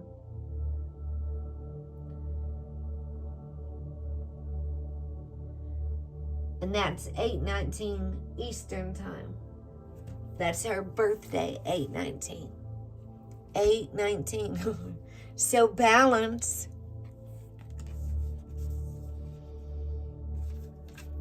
Number 19. We were just talking about balance. I actually moved up. That's right on top of the balance card. See her balancing, holding the moon in all the different phases. Seek a balance. Extremes of anything are rarely healthy or useful. There may be an overreaction that has caused the issue. Ground yourself and allow your strength to rise from there. Oh, I was supposed to read number 8 next. Shoot, well, we're going to carry on. Be aware of where the imbalances in your life are at present. Grounding, very important, especially with this Taurus. You'll feel called to do it if you're in tune with your energy there. Look, see where Taurus is and what house is in your chart. Mine's Venus and Taurus in the 5th house. My Sirius is also in Taurus.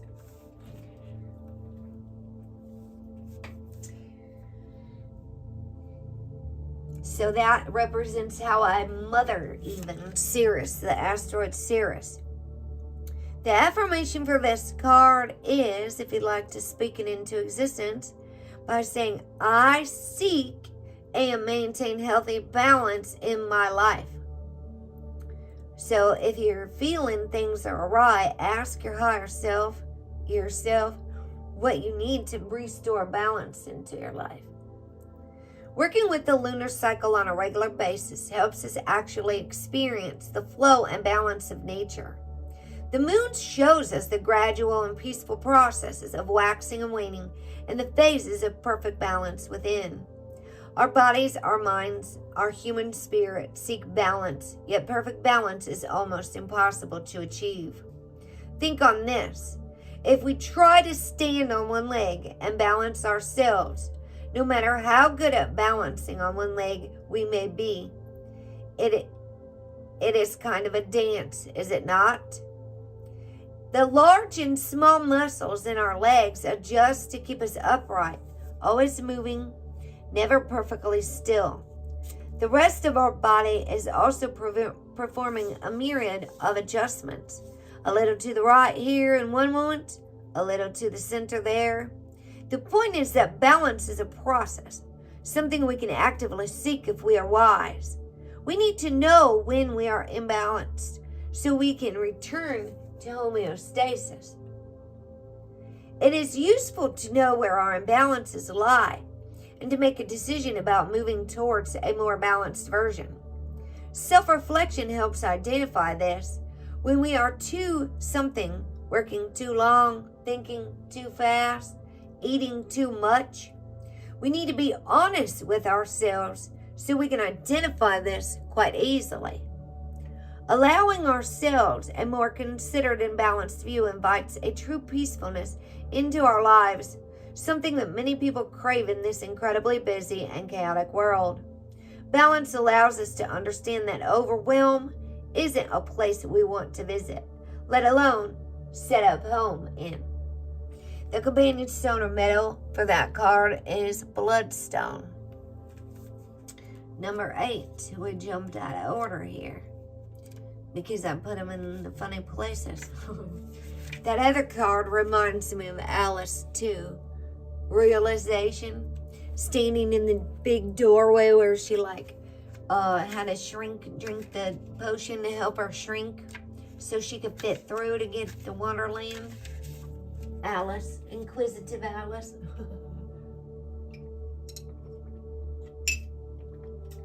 I did one of those little games you play on Facebook back in the day where it says, what Disney character are you? And it said I was Alice, and I had to giggle because that is kind of what happens. You fell down in a tunnel,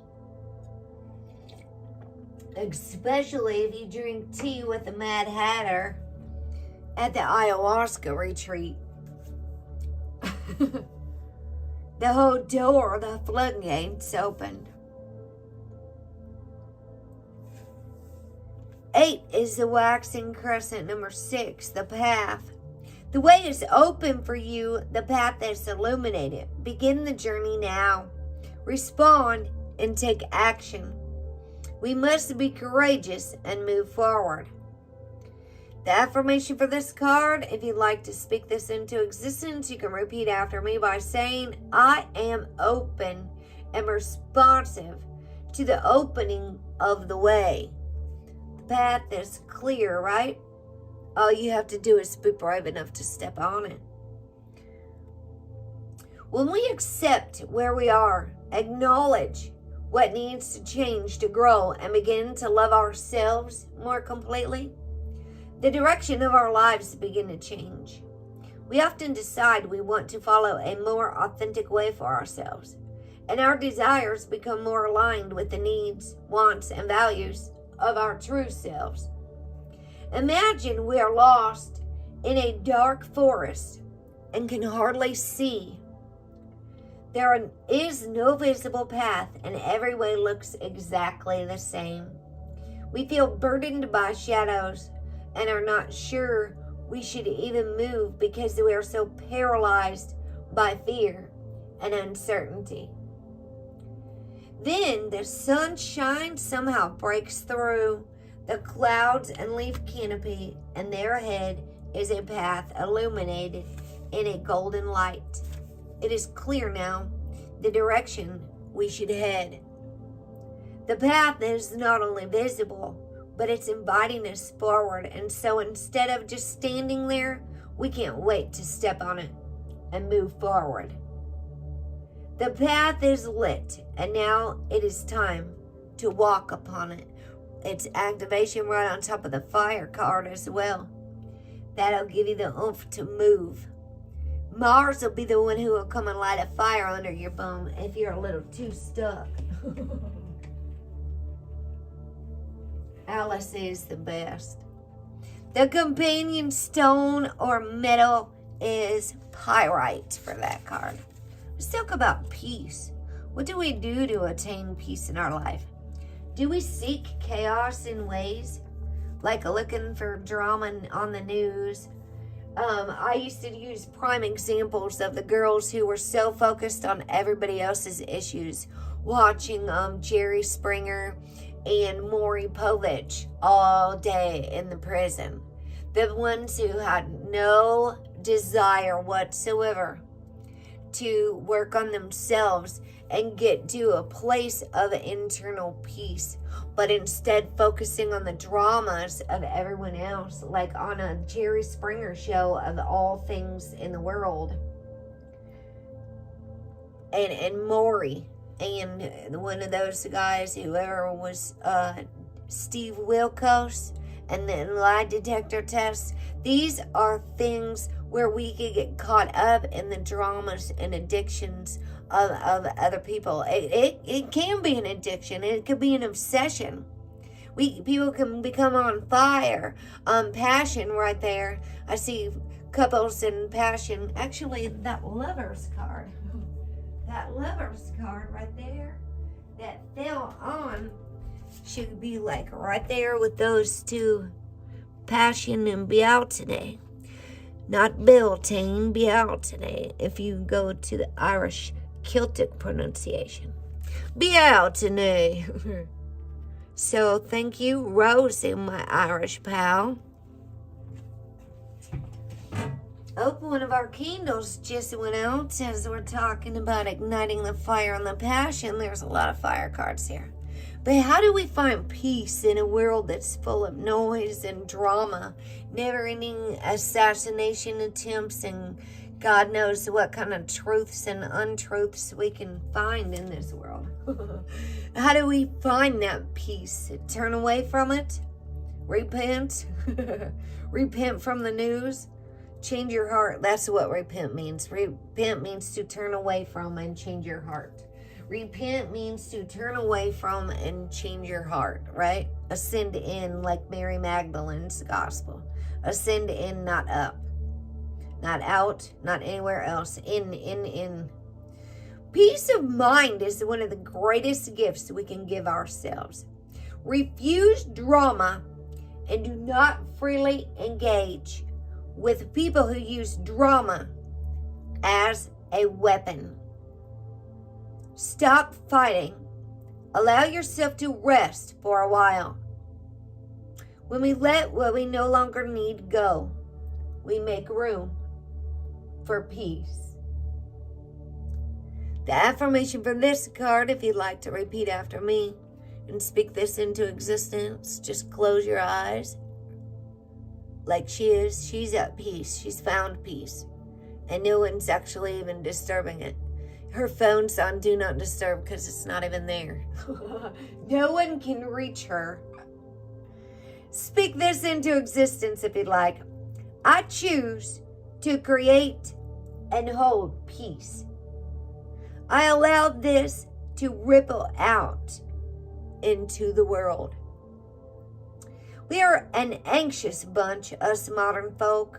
We are constantly stimulated or not stimulated enough. We find it hard to sleep. Insomnia is at record levels in the Western world. And for some, we self-medicate with food, devices, drama, and work. We seek peace, but we don't know how to go about it particularly well. Peace can begin with a series of decisions we make. For example, we can decide we can't control everything. Shock. The ancient Greek Stoics had a great strategy here, advising a split of your issues into I can control this and I have no control over this. Think about the most pressing and worrying issues you have right now, or the situations that are giving you the most sleepless nights. Then break them down into pieces and place them under the correct heading. Be honest and discerning. What you will find is that most of your situations or issues are under the second heading. The Stoics advise that the things listed there deserve no more of your attention because they're actually out of your control. However, the things under I can control this are important, and you must action these to the best of your ability. These are those things you will influence and where you will glean the most change. While this seems a simple system, I promise you it will give you far less to worry about and instantly more peace. We can be more focused and mindful about what we're doing in real time. We can place ourselves deliberately in sessions in quiet, beautiful, and peaceful environments. We can learn what for us brings our body rest and peace. We can choose to not do the head miles of worry and letting situations and people live rent-free in our brain, taking up all of our energy. Worry is, after all, chewing gum for the mind. Not really nutritious in any way, but something to do. And my Uncle Don, my great Uncle Don, used to say worry is like a rocking chair. It'll give you something to do, but it won't get you anywhere. Hello, Buddha of Destiny. Namaste. Welcome. I just did a shout out to you, new member, our new member Buddha. I do my member welcomes once a week privately on the members community tab. If anybody's interested in becoming a member of the channel, Lady Free Flow, Lady Spellbreaker. That's in my other channel. You know that, Buddha, right? I think you already had that. If you are interested, I think I turned that off on the whatever timers. I just kept it kind of minimal. Okay, when we let go of what we no longer need, peace floods in, taking up this old space and healing it. Yes, it will. When we let go of what we no longer need. The companion stone or metal is amethyst. Amethyst. So those are Queen of the Moon oracles. Thank you so much. We're going to have our member drawing on June the 1st. I've already done the members only live. If you guys want to check that out, it will be for all the members of the month of May. When it's cold outside, I got the month of May. You know, it's been real chilly in the month of May lately. It's really weird. You can tell now the weather warfare. Tornadoes come through when it jumps up to 80 degrees and you're laying out in the sun enjoying it. And now I got my long pants back on and a hoodie and a long t-shirt and my socks. Hello, Stock Explorer.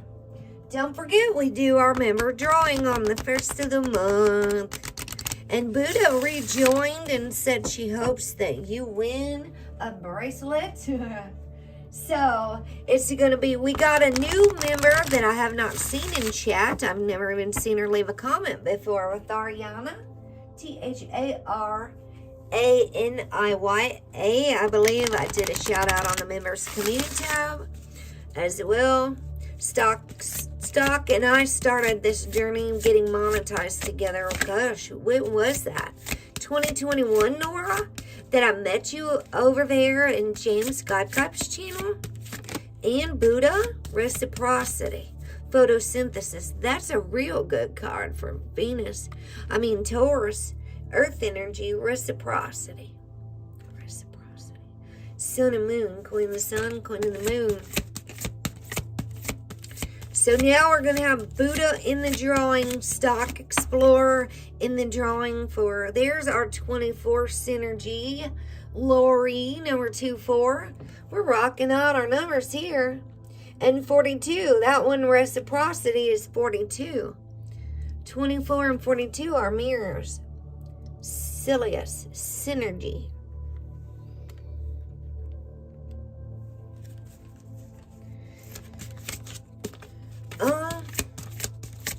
I think I better just take those two right now. I feel like that's good for those cards because I'm going to do the Shaman Stream Oracles. And you know, I want a chakra card. Chakra to chakra. I almost knocked my coffee cup off the freaking desk. Lord have mercy. Caught it by the lip. I better move that. Someone just told me to move that. And that's in my big coffee cup. because I wanted it to last. I don't usually drink out of that one unless it's a tea or I'm making a special herbal potion with powders. This is actually like a humongous coffee cup because my hand is this big. It's a Ouija board, a spirit talker cup if you do tea readings. Yes, no. All right, so Queen of the Sun and Queen of the Moon, 42 and 24, mirror, mirror on the wall. And we are in this, I heard it's a Thoth portal. What's been going on with the palindrome all the way to the 29th, isn't it? My cousin Angela K. Marshke, her birthday is May 29th. May 29th, coming right up. This palindrome falls on her birthday. Please say a prayer for her. Always, my cousin Angela that's missing. She's been missing 13 years this year. I'm serious. I don't know if I have this on the Nightbot, but it really should. She once lived in Naples, Florida. She once lived in Champaign-Urbana, Illinois. So I need to reshare this. I even started going around my town and making flyers for missing people. For my cousin. That's her right there. Beautiful girl. She needed to learn more self-esteem and self-worth and self-love as a Taurus. That was her mission. And I miss her very much. Thank you. Because in light of everything going on, I know we need to talk love and light. I was actually told yesterday that I'm very dark. Oh, you're real dark. And it really kind of hit me hard because we can live in avoidance and talk about all the positive things and, oh, we can't talk about these low things. Well, people are still missing. People are still getting abused. Addiction is still happening. Trauma is still happening. And to avoid it and say we can't talk about these things, like, we don't just avoid things. That's not how we operate in this world. We can focus on the light and stuff, but thank you so much. I miss my cousin dearly. Her birthday's coming up again. She would be, I just turned 45, so she would be 46. If she's still here on this earth, we've never found her body. And I think that might be one of the hardest griefs you could ever really truly have, is not knowing. My aunt's health has completely declined with Crohn's disease and lupus and autoimmune problems ever since her daughter went missing and her mother passed away. These are the ways that emotions can take a toll on our body, physically, mentally, all of it. It's like my aunt's grieving my cousin, Angela. Her picture's over here on my altar. And her birthday's coming up right next week. And she's got 2 sons. And her oldest son is an adult now. And this is a very old picture. But he wants to know where his mother is. And why the police never found her. And how come what they do? Did they just quit looking? They don't care? He wants to know. How come they haven't found his mom? And he struggles with anger issues as well. My birthday's 4/24. So last year I turned 44 on 4/24/24 or 4/24/2024. It was all 4s and 2s, and 4/4 I turned. All right, photosynthesis. This is real good for the light working as well on this Taurian earth energy. Reciprocity. Enter into equal partnerships. Build your teamwork. While some of us like to run solo, few of us can live life completely independently. So choose well. Choose generosity over meanness. Look at where you can enter into service, but not servitude. The affirmation for this card, if you'd like to speak this into existence by saying, I accept positive energy and ripple it back out into the world. There is magic and alchemy all around us all the time, but the new word for it is science. Think on this. A green plant, for example, transforms captured light to be used to convert water, carbon dioxide, and minerals into the oxygen and organic compounds it needs to survive. Yes, light gets transformed into energy. Totally amazing and happening in a plant near you right now. Now think too on this.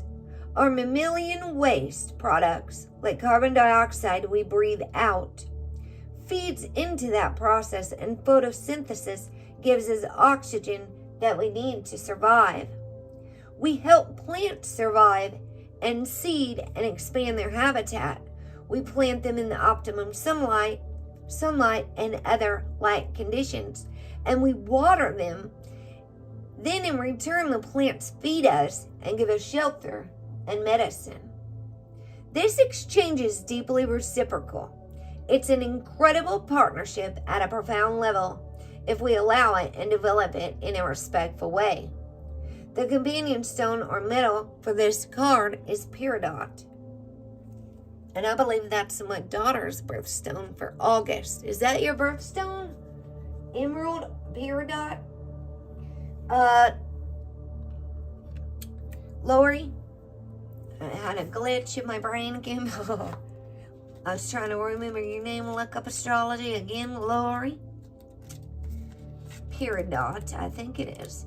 I know the poppy is because that's Kayla's birth flower. And she asked me about it. With opium poppy becoming a medicinal plant, yeah. Well, I'd say this reading has Kayla all over it. And for you, 824, and that's number 42, 2442. 24, synergy.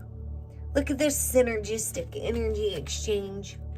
They're even touching and holding hands. She's completely grounded with the earth.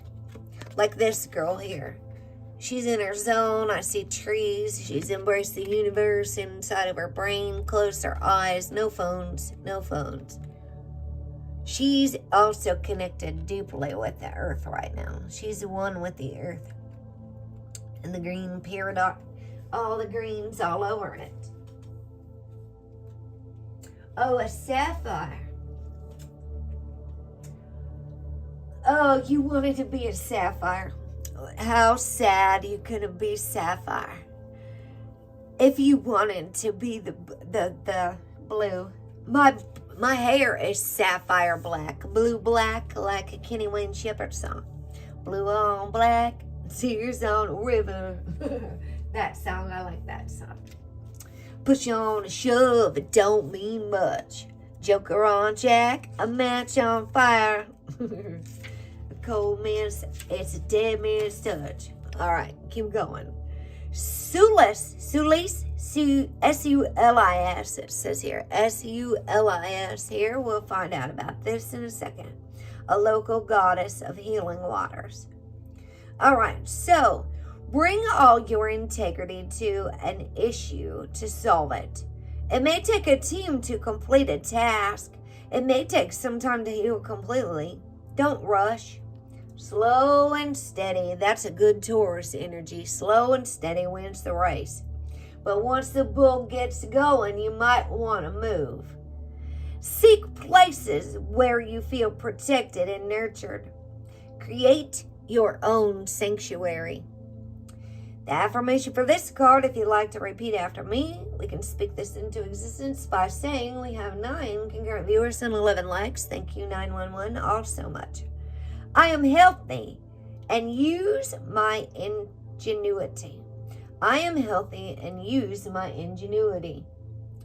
Sulis is the local goddess of the healing waters of Bath, situated in modern Somerset. She was, however, a famous goddess in ancient Roman times and during the occupation of Britain by the Romans. The thermal spring underneath the bath was considered a sacred place and was visited by the Celts for millennia, even before the Romans invaded. It was the Romans, however, that built a substantial complex around the baths. Sulis began to be worshipped by Roman British as Sulis Minerva. The baths themselves became known as Aqua Sulis, Aquae, and people came from all over the ancient world to take waters and receive the blessing of the goddess. The blessings of the waters were reputed to be able to perform miraculous cures for those who were ill, had arthritis, or were exhausted. Do you know a lot of the healing waters, like Jesus, that would take people down to the waters in the Jordan River? Like I have holy water from the Jordan River because my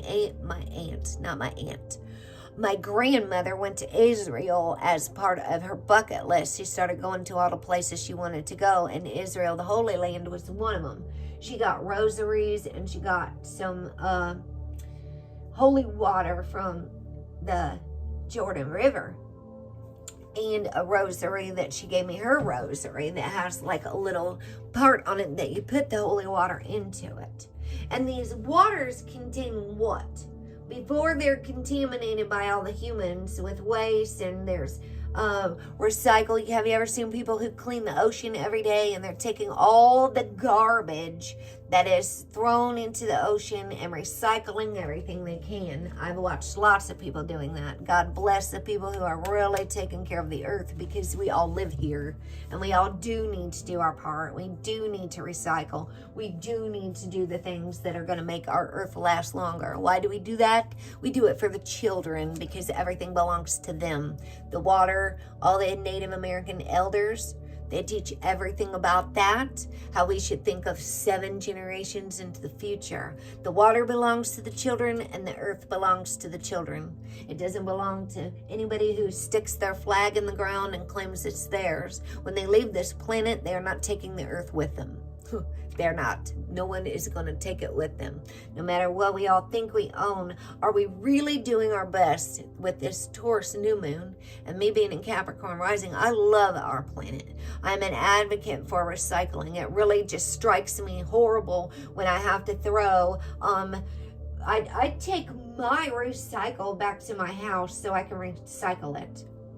If I'm at someone's house and they say throw gallon jugs in, like I have a reverse osmosis filter, so I don't have to buy bottled water very much anymore, because I don't enjoy throwing those things in the garbage whatsoever. And I'm trying to minimize waste, plastics, not drinking out of plastics, things like that in my life. Like I'm paying $600, over $600 for a reverse osmosis filter to limit how much I don't use K-cups for coffee, because I find it very, very wasteful to have all this plastic that's going to where? Do you know how long it takes for plastic to dissolve that goes to the landfill? As an earth sign with my rising Capricorn and my Venus in Taurus, my message is to connect with the earth and also take care of the earth as well. Very, very important. The healing waters are loaded with what? Before they're all contaminated. Salt, magnesium, all of those things, like that's in Celtic salt and the Himalayan salt. These are in the earth and they come naturally. That's why they use those perfumes as well with the waters when they wash people's feet, and the essential oils that help calm, like frankincense. So the baths themselves, before I went on a tangent, the baths themselves became known as Aqua Sulis, and people came from all over the ancient world to take the waters and receive the blessing of the goddess. The blessings in waters were reputed to be able to perform miraculous cures for those who were ill, had arthritis, or were exhausted. Why? Because there's so much healing, so much magnesium, and all the essential vitamins and minerals right in the salt water. Why do you think they gave baptisms? If you've ever seen Mary Magdalene, you would also know. You can visit Sulis and the impressive restored and expanded baths today and bathe in the 40 degrees Celsius waters and even drink from them. The mineral waters are high in calcium. Hello, Claire Aurora. Thank you so much. I almost said Mary Magdalene. Eve. Thank you, Eve. And Claire, welcome back. Let me give you a crown here. Good to see you. A dancing queen is Latin. Oh, the dancing queen. I am a dancing queen. Thank you. I just had my happy birthday last month. Okay, you can visit Sulis in the impressively restored and expanded baths today and bathe in the 40 degrees Celsius waters and even drink from them. The mineral waters, here we go, confirming everything I just said about the minerals. The mineral waters are high in calcium and sulfates with sodium and so beneficial to humans, although some people find the waters a bit pungent.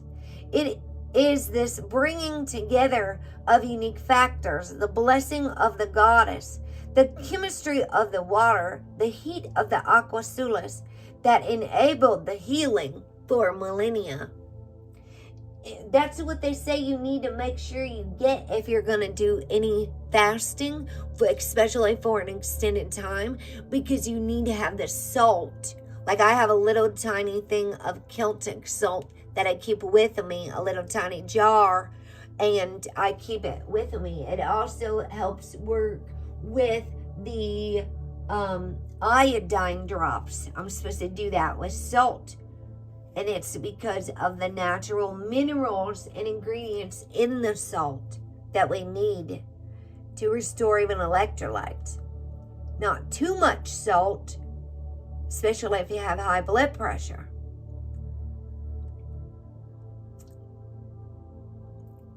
It's this bringing together of unique factors, the blessing of the goddess and the chemistry of the water, the heat of the aqua sulis that enabled healing for millennia.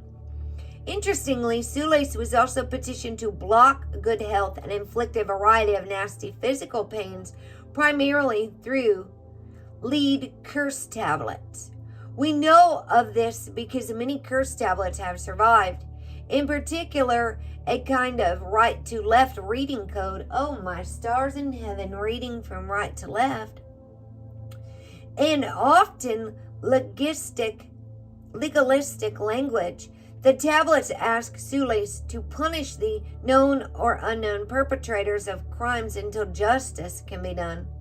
Typically, because Sulis is a goddess of health and body, the requests range from infliction of insomnia, blindness, unbearable pain to someone losing their minds.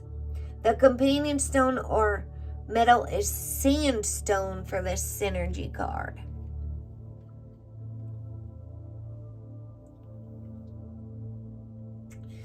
Very interesting that it says we know this because many curse tablets are survived in a particular kind of right to left reading code and often legalistic language.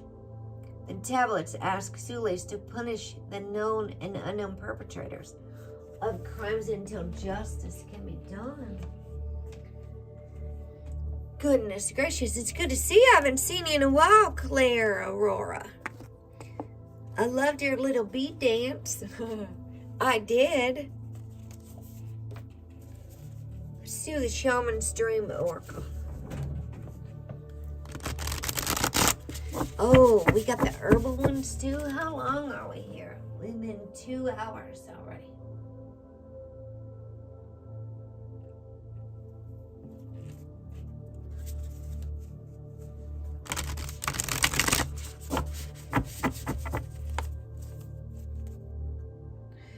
good. No, we got time to do the herbal oracles and a chakra card.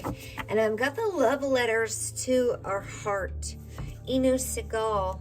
Because this is our self-worth and self-esteem and learning our love lessons. I've been using oracles that I don't use so much on my channel because I have so many. Oh, for the members. For the members. And that new deck was there in the hand. The universe is your partner. Be open to receive is the message I just got. In the hand. Not sure if one just flipped. It felt like one did. I kind of like it when they flip instead of just gently taking one off the top. That's how some readers work. But I actually, the lay of the land, ancestral wisdom. 31 and 34. Dream thief. Ooh, refusal of the calls on bottom. We better take that number 13. That looks like flying monkeys to me. Refusal of the call. You seen anybody refuse their call? Oh, I've seen lots of stubborn people that won't step up. They are not answering the call. They are not whatsoever answering the call. They miss the boat. They miss the train. They miss the helicopter. They don't want to ride the roller coaster. They don't want to get on, and that's their prerogative.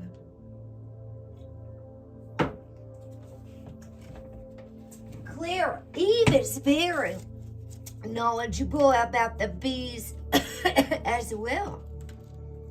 31. A dear friend of mine also is a bee lover. A bee lover. I actually have a new spray that's made of peony and amber and black currant, and it smells out of this world. Natural smells. People tell me all the time how good I smell, and it's called Queen Bee. And the Queen Bee gets the honey. She is the queen, right? So in the hand, the universe is your partner. Says feeling secure, taken care of. The universe is your partner. Something amazing happens when you contemplate your intimate relationship with your higher power. 911, again, 9 concurrent viewers, 11 likes. Thank you all so much for smashing that thumbs up. How do you engage it? Perhaps you might have seen things through the influence of your religious background, or you may have been exposed to other ways of making that connection real for you. It doesn't matter the source of your understanding. What matters is what works for you. For example, if you believe in a punitive God, you will be afraid of punishment for your transgressions.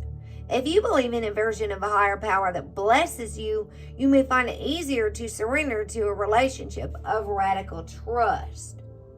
Right now, if you imagine relaxing, curled up in the hands of divine, how does that make you feel? Can you then turn over your needs and desires to that divine power and trust that you're safe and secure and don't have to do anything at all to feel that way? Grace is activated in your life now. You're in good hands. Your work, family, relationships, home, everything you've done, all you can. So now is the time to rest and recharge instead of producing, doing, acting, or strategizing. A hot tea, a good book, and a soft blanket are in order. Number 34, the lay of the land. Past lessons, being well informed, and ancestral wisdom. She's on top of the world right there. He or she, they, standing at the top, arms extended. There are times when you're meant to discover and explore new terrain in your life, even to be a part of a wave of change. This is one of those times. and what you're contemplating is perhaps new to you. But others have laid well-worn paths and left wisdom for you to rely and reflect upon. This is so you have a better understanding of the potentials and possible pitfalls on your journey. When you know the lay of the land, you are better able to fully experience what is being offered. This is a wonderful time to seek a mentor or good advice from an expert or elder. That way you will be able to meet life's opportunities and challenges well informed. Knowing you have a map, you can be curious about what else is here. It is a path that promises success in all areas. Where others before you have dared to tread, you will discover the treasure they have left behind for you to make your own. I was watching a show, which I don't usually do on my time, but it's something you can do when you're hanging out with somebody else, and it was called The Outer Banks, and it was kind of like an adventure show of a boy whose father disappeared, and the treasure he was on to find the clues of a compass that was left to him. And it takes place in North Carolina, I believe, on the Outer Banks. The people were called the Pogues and the something. They were the upper class beach kids versus the lower class beach kids, the rich kids versus the poor kids. And so it was like, I don't know, it's these kids on an adventure, and the kid's dad disappeared. They already called him dead, but the kid won't accept it and wouldn't sign the papers. He has hope that his dad's going to return home one day. So it's like a disappearance, but he's playing a game with his father with clues. The same way I play these games with my daughter with clues. I feel like her favorite show, Kayla's favorite show as a little child, first was Teletubbies, and then she loved Blue's Clues. It's a clue, it's a clue. And so that's just how it rolled, and now I'm playing Blue's Clues. Oh, thanks, Claire. Yeah, life is busy and work is going on, and it's just doing what we're doing, my love. Just doing what we're doing. Going where we can, when we can. I've been not having to feel like I gotta bend over backwards to be everywhere every time somebody's going live and stuff. It's really, really hard to keep up. I have left all that actually so far ago that I pop in from time to time to let people know I am still subscribed and whatever, but I don't live in these zones anymore because I'm really creating in my world, and it's really hard to be in two places at once. That was one of our first cards that came out, is to be present in the moment, in the here, in the now. And that's the one thing I've been talking to my therapist about, is how many people are so in their electronic worlds. Even like my dad is building an entire virtual town, and my mom tells him, don't tell me you don't know how to go look this up or figure this out on the internet. You figured out how to build an entire city on your virtual world, so you can figure that out too. So she tells my dad she doesn't have to do everything for him. If you can figure that out, you can figure this out too. So you're a lot smarter and more capable than you believe you are. You don't have to say, hey Betty, hey Betty, hey Betty, I need you to do this every time you need something done. You actually are very capable.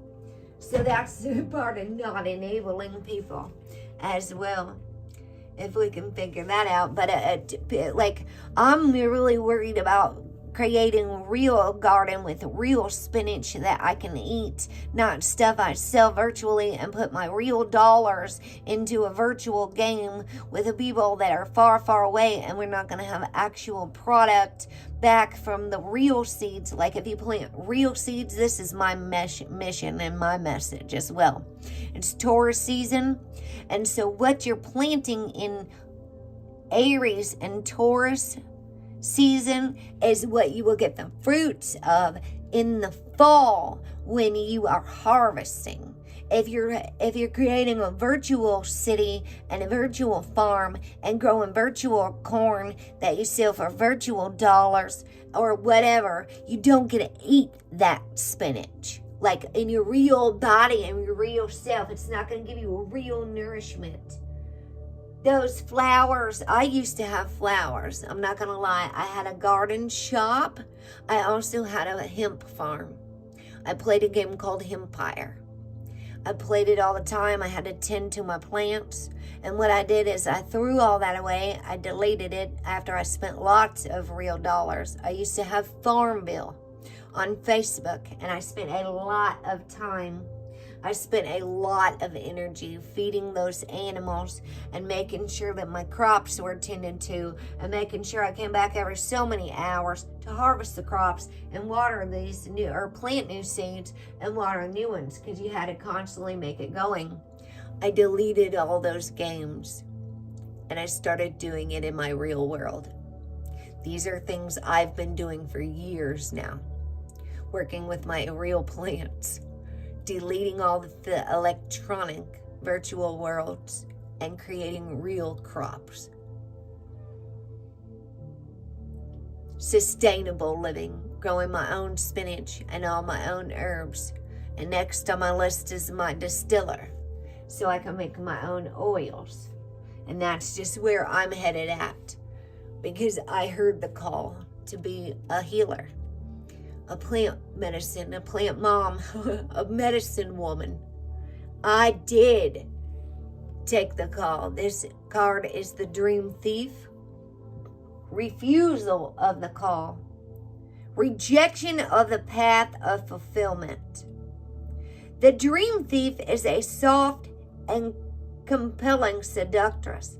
Her only purpose is to keep you hypnotized by comfort and sameness.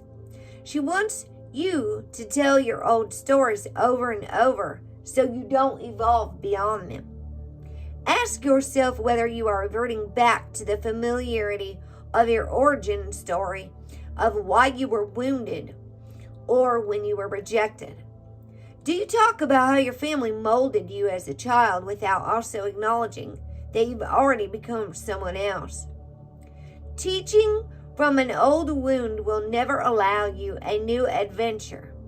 Instead, bring to mind how you've already changed, remembering that you have new stories to rely and build upon.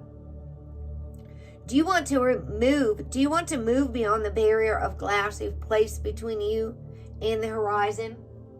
You can, and it's not difficult. Answer the call to a new adventure and drop your resistance to sailing the uncharted seas of your potential. The wind will soothe and sing the Dream Thief to sleep so you can wake up and move forward. You are so much more than you know. Now it's time to express what has lain dormant. Your new adventure has already begun. Are you open for it is the question. Are you going to answer the call? That's a Native American, Native Spirit Oracle over here. Answering the call. I haven't had those out in a while. I should do like a shamanic reading, because I've got 3 different decks. Earth Warriors decks that are from like the Mayans and the different, like White Buffalo Woman cards and the Native Spirit Oracles. I've got the Shaman, what's those cards? The Mystical Shaman and the Shaman's Dream Oracles that are both by Colette Barrow Reed and I forget the guy's name right this second. I'd have to look. Velodo.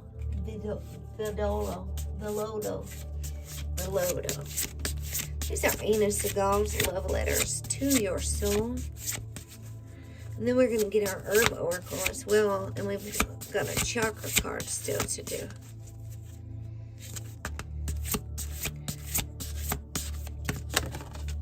Two.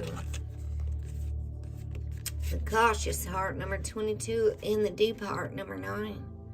Believe in divine destiny and have enough wisdom to get back up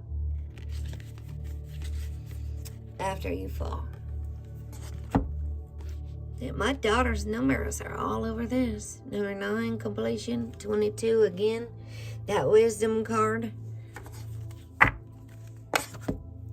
Believe in divine destiny.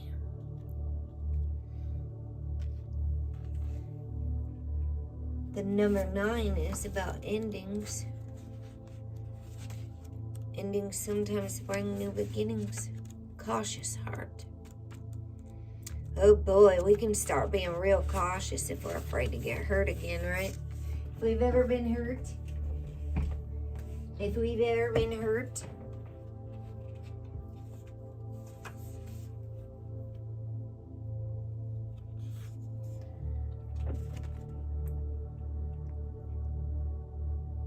A cautious heart, have enough wisdom to get back up. Number 22. Dear heart, I know you have experienced some painful losses, and this has made you cautious. You are wary of anyone new coming close and creating havoc inside your inner being. You have shut down your deepest feelings and have resorted to being a watchdog for potential danger. You have experienced so much disappointment in your earlier life that you no longer allow space for spontaneity. Your soft, intuitive, freedom-loving self has been squeezed out to make room for control, tension, and shells of protection.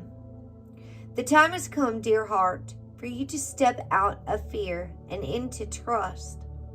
This is not about trusting someone else, but about having the faith that if you fall or have a setback in your life or your relationships, you have now developed enough wisdom and strength to get back up. This is not about doing something extreme, but about slowly and gently opening yourself up to life's wonders. Heart healing says close your eyes and place your hands on your heart. You might want to warm your hands up first. Place them on your heart. Get your energy flowing. Focus on a nice, relaxing inhale, slow, and exhale. Through your nose. Ask your heart what you are afraid of. Allow it to share with you any feelings, images, or thoughts related to what it is holding on to. If you have a journal, record any insights and what you've learned from each difficult experience. Allow the wisdom from your learning to strengthen your heart and offer you the capacity to move forward with the awareness that you can now see the potential challenges as well as the possible successes in each opportunity. That was it for the cautious heart. Number 9 here is the deep heart.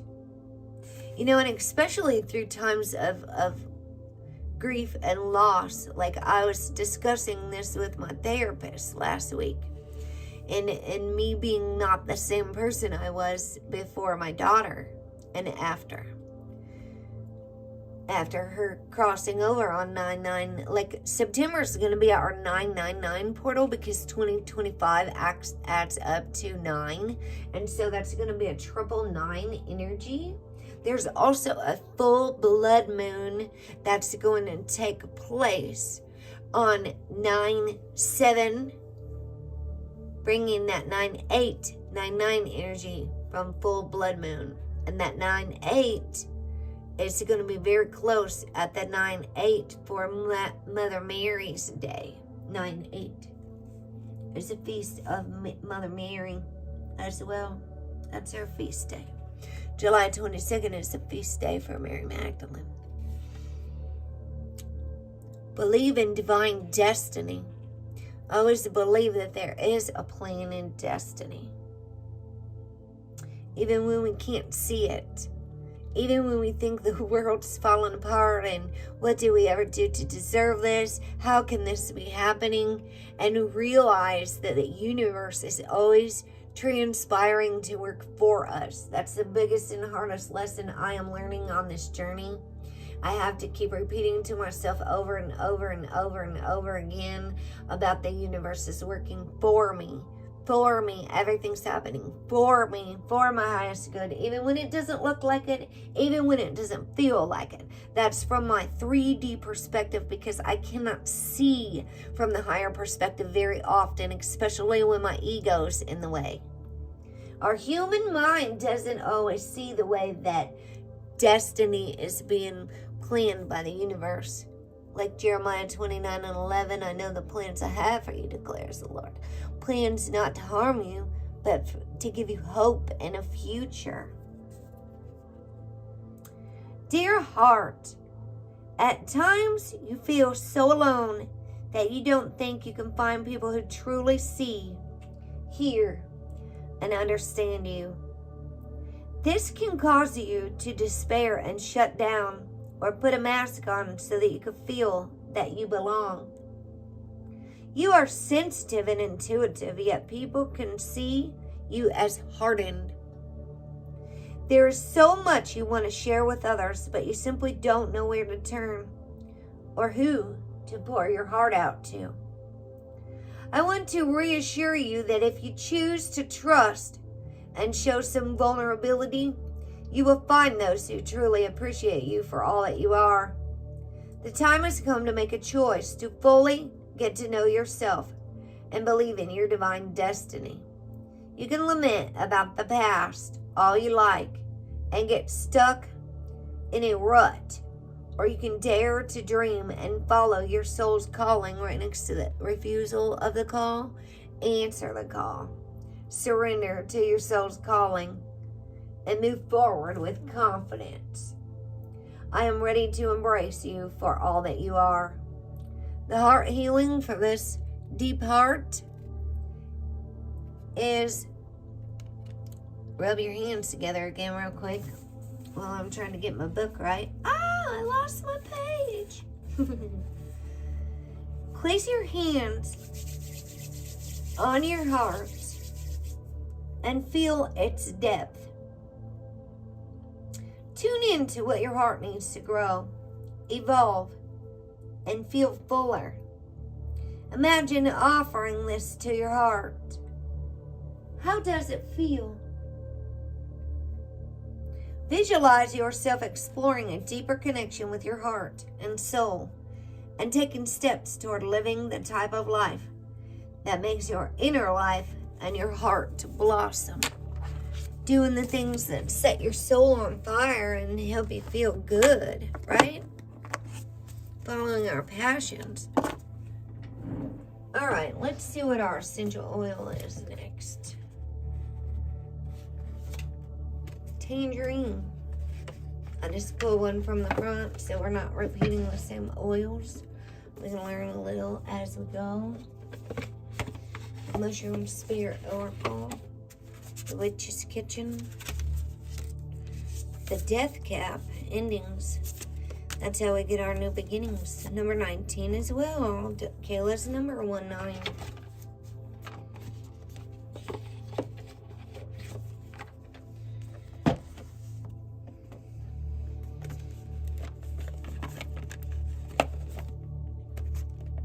And the olive brings us peace to match the peace card.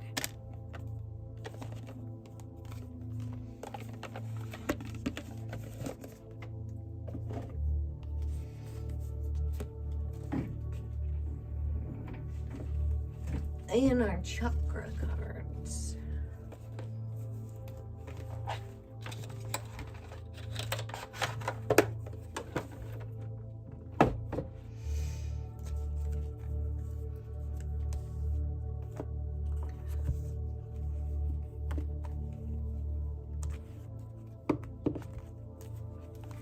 All right, so the tangerine. Oops, I forgot the book. For the witch's kitchen. No, it's here. It's right here. Tangerine essential oil. There's so many amazing benefits. Lots of people aren't even aware that most of the oils for these citrus fruits are in the peel. People are throwing the oils in the garbage when it's actually in the peel.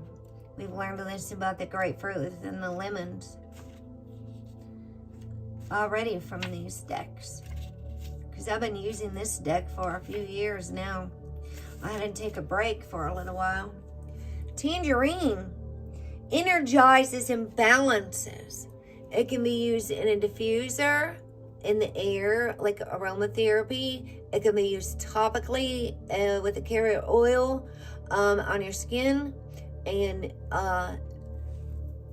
it will go right into your system through your skin, your most absorbent organ and the largest organ. It can also be taken internally with capsules, and it can be used in cooking. Tangerine essential oil. Tangerines come from a species of citrus tree originating in tropical and subtropical parts of Southeast Asia. Tangerine essential oil is extracted from the peels of the fruit, which have a lengthy history of use in Chinese medicine to improve digestion, respiratory conditions, and women's hormonal health. This is good to know if you're going through any kind of hormonal changes, through perimenopause and menopause, even through PMS.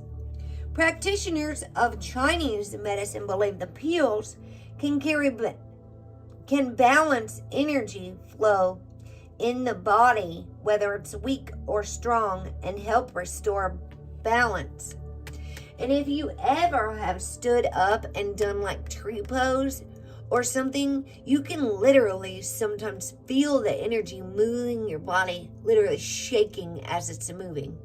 My yoga instructor said if you're shaking, that's good. That means energy's moving as you're holding a pose.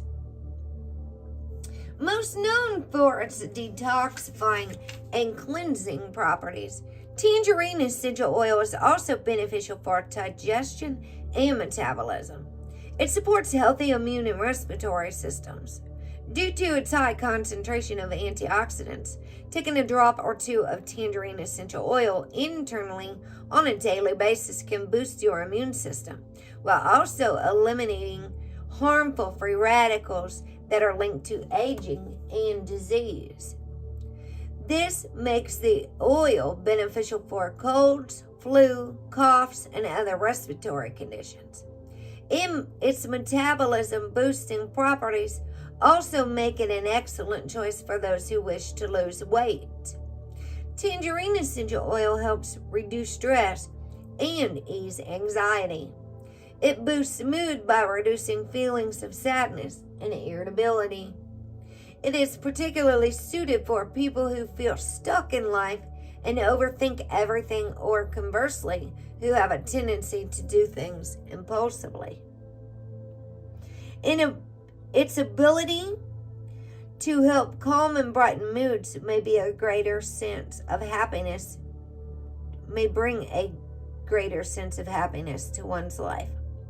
Its uses are for antioxidant, anxiety, arthritis, asthma, burns, cellular health, cellulite, congestion, constipation, convulsions, coughs, dandruff, depression, dry, cracked skin, edema, fungal infections, immunity boost, insomnia, irritability, liver impairment, muscle fatigue, muscle pain, nervousness, obesity, overthinking, overweight, parasites, poor circulation, poor digestion, rashes, skin irritations, sleep disturbances, stress, water retention, and weight management.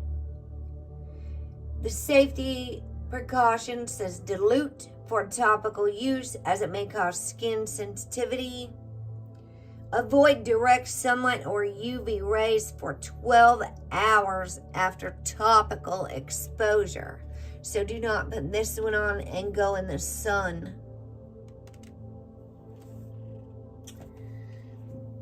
It's not a sunblock.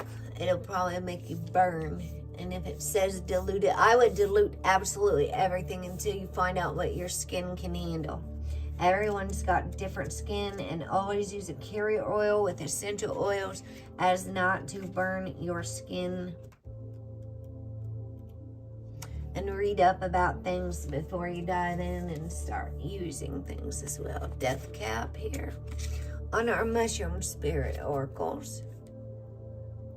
Endings. Amanita phalloides. I don't know. Inedible or poisonous mushroom. The death cap mushroom is so highly poisonous, one mushroom can kill an adult. It is responsible for most deaths related to eating mushrooms. There's no way to remove the poison, even through cooking. The cap of the death cap is usually a pale green to yellow, but can sometimes be white. It has white gills, a cup-like vulva at the bottom, and a high skirt ring, which are good distinguishing elements.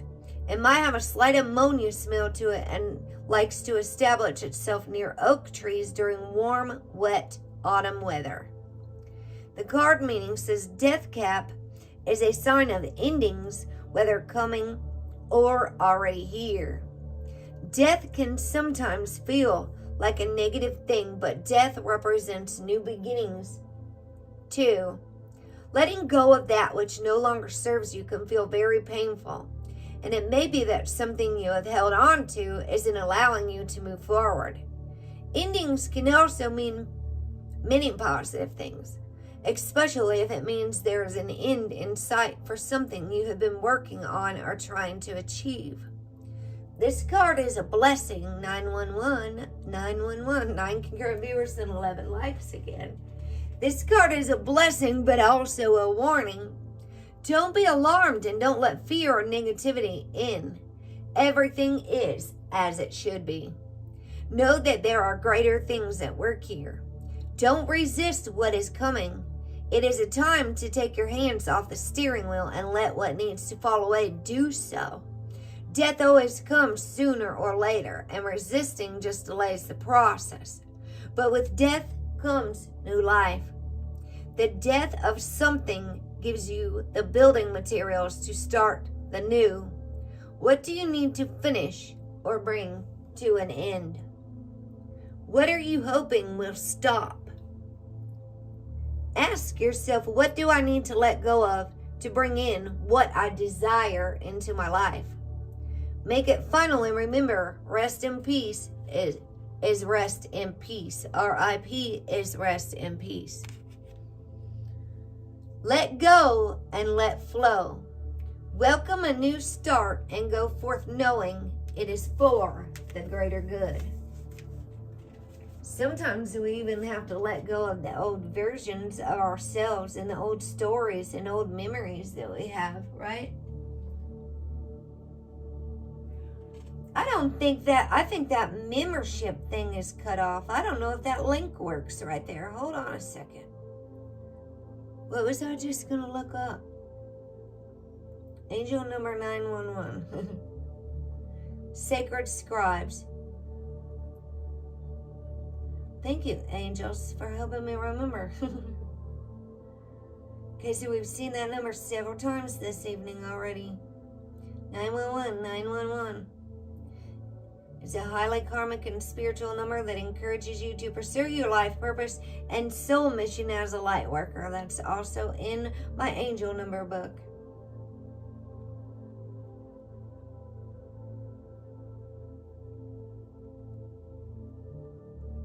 Pay attention to all the signs. Lots of people are not tuned in whatsoever. Yeah, that didn't even open. Hold on a second. I have to do some. I have to edit that real quick. My commands, member. Because that link don't even work. And hold on a second. I gotta remember this too. Jot form.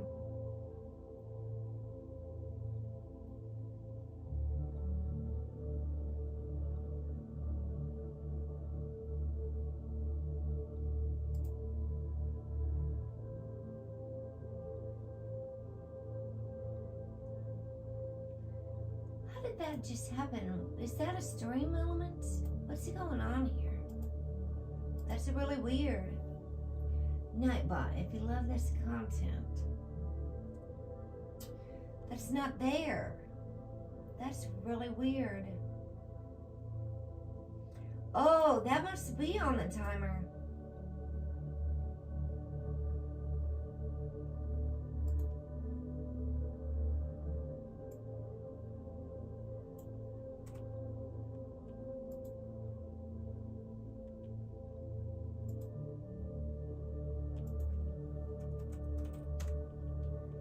Well, that Nightbot just popped in there anyway.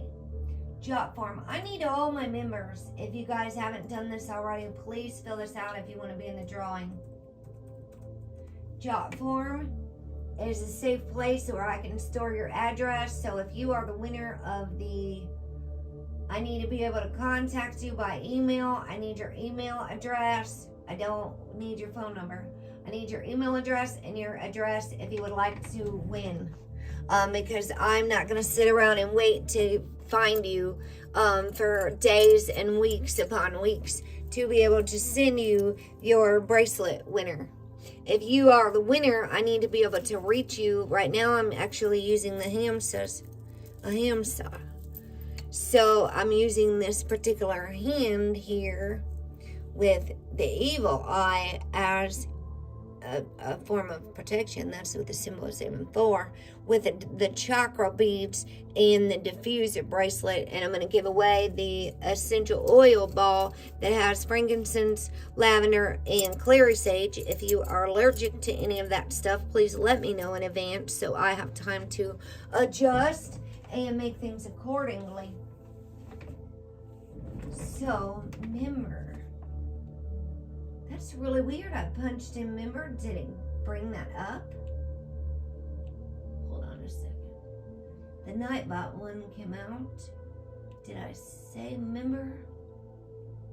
Yeah, because I don't really have time.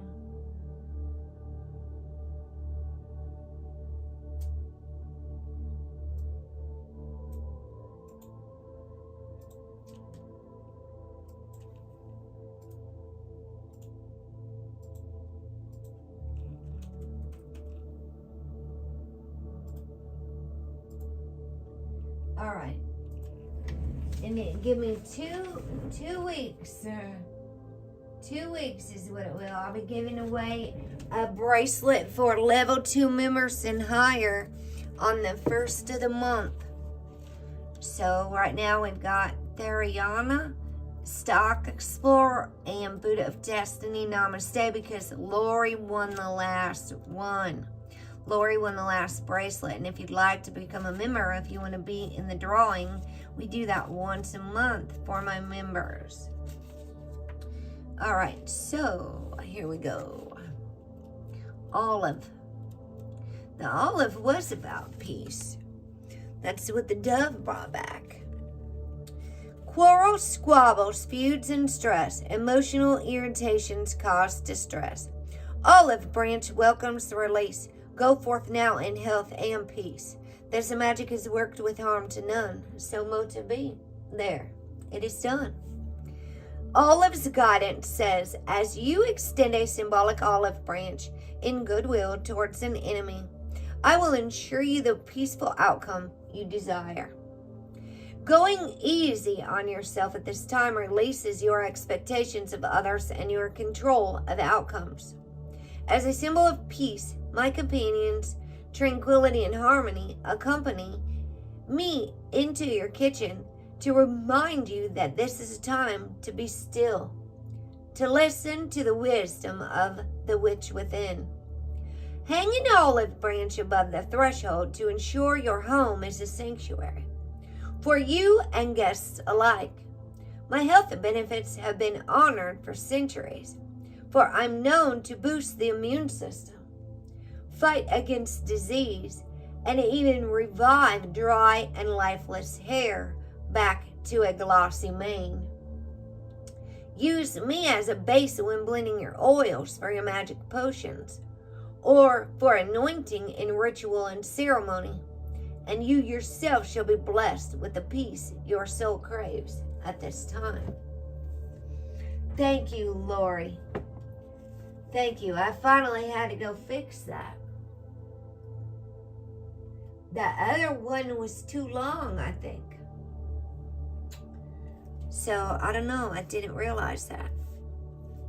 Recommended recipe says, polish paste for wood furniture, pan cleaning, and removing paint. Olive oil. Mix 2 cups of olive oil with 1 cup of lemon juice. Use to polish wood. Add a teaspoon of coarse salt to the mix to scrub out cast iron pans and kettles at your hearth. Use the mixture to get paint, ink, and other stubborn materials off your hands. Olive revealed. Sacred to Athena, she gifted the people of Athens an olive tree. It was said that this tree grew in the Acropolis until the Persians burnt it down. Olive oil was used in Greek temple lamps to anoint priests and kings. The island of Crete is home to an olive tree, a living monument believed to be between 3,000 and 5,000 years old. That's a long time ago. 5,000 years old. And now, see, I've been buying my oils. I don't buy like Dollar General oil in a plastic bottle or anything like that. Like, I really spend high dollar on high quality stuff that's in a glass bottle. Because after I've been learning about the castor oil being so strong that it absorbs the plastics out, and then we're putting nanoplastic business on our skin, our most absorbent organ. So like I've been getting an avocado oil that's mixed with extra virgin olive oil, organic, in glass bottles. I am a glass bottle kind of girl. I'm not really into plastic, drinking out of plastic. Like this actually is a Phoenix Rising glass bottle. This isn't one you ride your bicycle with because it could fly off and break. It's glass, but it's also not absorbing any plastic. This is one reason I don't want to drink out of plastic bottles, as well as recycling it, and how harmful this is for our planet to have so much when we can do reverse osmosis water and drink right out of glass. And this is actually a Phoenix Rising, and you can put crystals in the bottom. It's really fancy. I don't feel compelled to charge those crystals in it ever. I never ever set it in the window. It's just there because I liked the Phoenix Rising bottle, and I couldn't find a better glass bottle that I liked so much. But it really doesn't hold that much water. That might hold like 20 ounces. It wouldn't even last you very long. All right, let's see. Hold on a second. We're going to do the chakra one last. I got this other herbal oracle. These ones are kind of long, but they're always good too. And so chamomile. I got some German chamomile growing outside. The inner child. That goes along with our sun, since the sun and moon are conjunct today for this reading, which is tomorrow. My niece's birthday, and then my cousin's birthday is the 29th. The 26th is tomorrow, my niece's birthday. And she's 24? Yeah, she was born in 2001. 52621. 01. Not 21. Her brother's 21. She's 01. She's 20 years older than her brother. Her little brother, the first time she ever got a sibling, she's 20 years older than him. And let me tell you, she's a protector sister. He ain't gonna do nothing he shouldn't be doing. She is all over his tail, making sure he doesn't need this and he doesn't need to do this. He's got a second mother with his 20-year-old sister. Well, she's 24. Hold on a second. 24, 25? How the heck old is she? 2001? I'm not real good at math in my head real fast, if you'd like to know the truth. Math was my worst subject, but I excel in arts. I always excel in arts. Chamomile, the inner child, are flowers. Let's go bump over this because it's been a while. The summer of the South. Mother Nature is a healer. These have the different 4 different suits, like the tarot deck and things, but this is our herbal healing deck by Sarah Baldwin. And the flowers are connected to the direction of south. Mother Nature is a healer, and one of her most powerful gifts comes in the form of flowers, said Doreen Virtue and Robert Reeves in Flower Therapy. Doreen Virtue is the author of a lot of oracle cards. And flowers, my name Heather, is actually a Scottish flower that does have medicinal benefits. Flowers have long been the subject of human contemplation and adoration. While gazing into a flower, one glimpses the divine mystery of life. Vibrant colors and intoxicating fragrances are blessings of creation. And if you looked outside lately, there's lots of flowers coming back to life again. Now, in the northern hemisphere, as we are going, well, who knows what hemisphere anything is on a flat earth anymore. We're so programmed with all this information. Anyway, there's flowers all over the planet right now. Whether it's round or flat is besides the point. The flowers are blooming. While gazing into a flower, one glimpses divine mystery of life. Vibrant colors and intoxicating fragrances are blessings of creation. Flowers are often given as gifts to express love, friendship, celebration, sympathy, and comfort. The scent of flowers forms the basis of perfumes, which delight our senses, like Venus, right? And enhance our moods. Scents also trigger long-lost memories and evoke the depth of our emotions.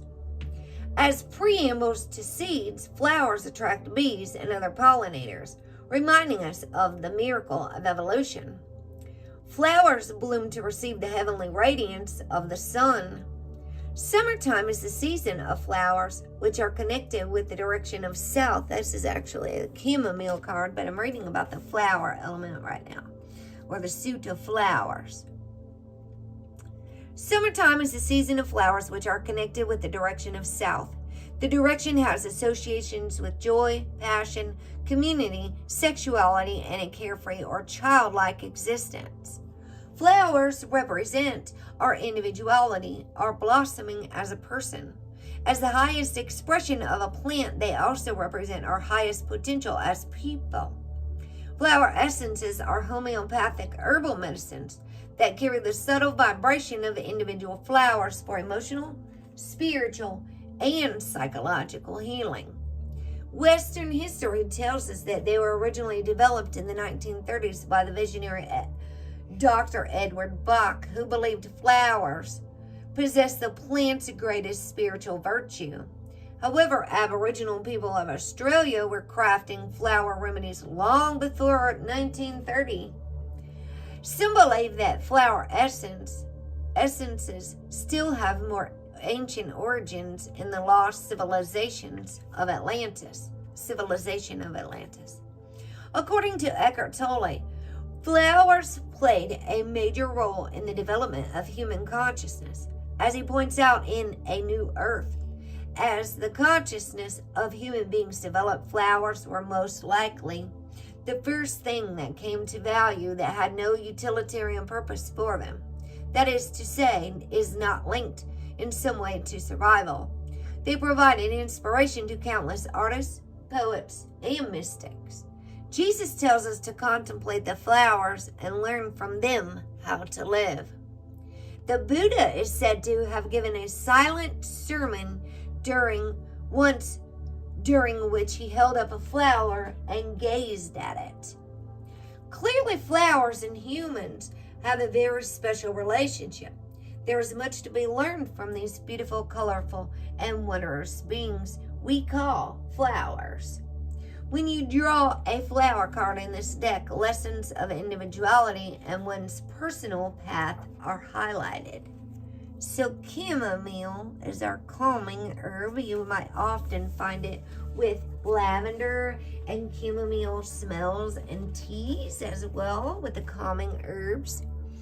They make a bunch of honey chamomile, and these are in your nighttime teas to help you relax. It's never too late to have a happy childhood, said Tim Robbins.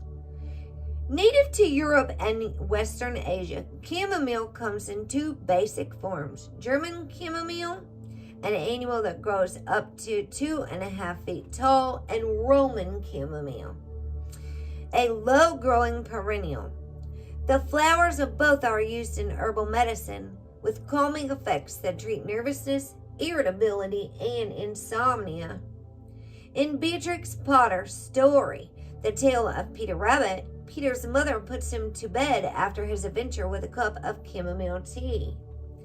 Indeed, this herb is especially suited for children's ailments from teething and earaches to colic.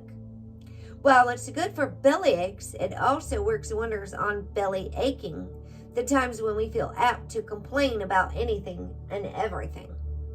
Childlike behaviors like whining, crying, or demanding attention call for chamomile.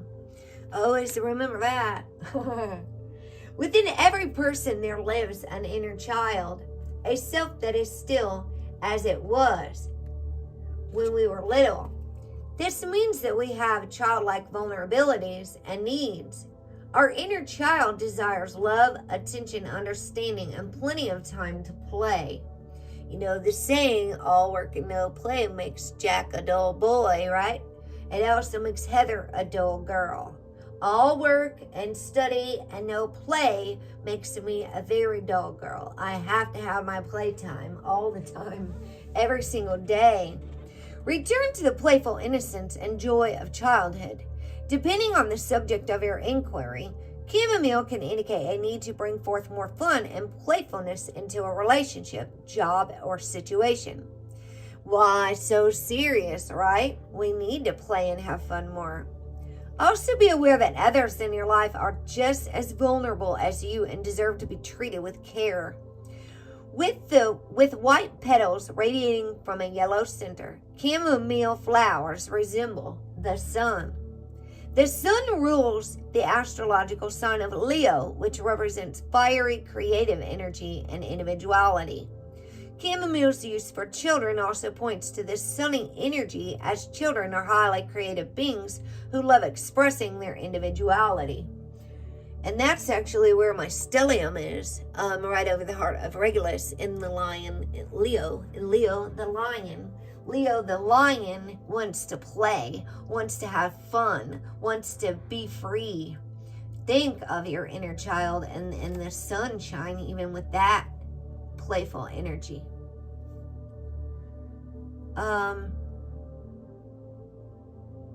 Did I already say this? You guys. Leo, which represents fiery, creative. Chamomile's use for children also points to this sunny energy, as children are highly creative beings who love expressing their individuality. Remember what it's like to be free? Do you remember when you were young and you shine like the sun? Shine on, you crazy diamond, right? Being around young people at this time will help you get in touch with your innate creative spark. Think back to your childhood. What were your favorite stories, games, and places? This is part of what we've been doing in the artist's way, right, y'all? Chamomile encourages us to reconnect with who we were as children in order to promote healing, and creativity in the present. Create some unstructured time for yourself when you do nothing goal-oriented. Take some time out from your daily routine to color with crayons. Go in one of your favorite childhood locations. You might return to a childhood hobby or even pursue a hobby you wanted to try in childhood for whatever reason did not. And you should be discovering these things if you're doing the Artist's Way journey with us. We are on what? Week 8. We've got 4 weeks left after week 8 here. And I'm so excited about that. We'll have 9, 10, 11, and 12. And what a journey this has been, right? We're discovering our inner artist, using our inner child as well. Oh, good. I'm so glad you're remembering. Yeah, just one at a time, Buddha. Absolutely.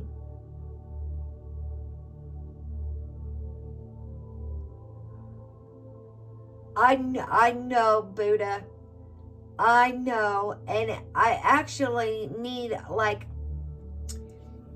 hold on a second. I think I already sent you the one how to read your chart. I need the one where it gives you the actual list of all the placements or break it down for you. But I think as I get advanced, I'm going to have to start doing some different things as well. Because I'm really learning how much time and energy the other astrologers put into it, right? And then you got to be able to, like, there needs to be how to read your birth chart. That Mastering the Zodiac has one. I'm just going to be honest. He's not one of my favorite teachers. He's knowledgeable, but he's not one of my favorite teachers. I like people with a little bit different energy. Yeah. So we'll figure it out. And it's hard. You could probably find a video on how to read your birth chart. But what you really, really need to learn the most is the different signs. I actually just had to send this to someone. You need to read the symbols. In order to read a chart, you have to learn the symbols for every zodiac sign and the planets. Like, if you go to astrological symbols right here, just type in astrological symbols and go to Google Images.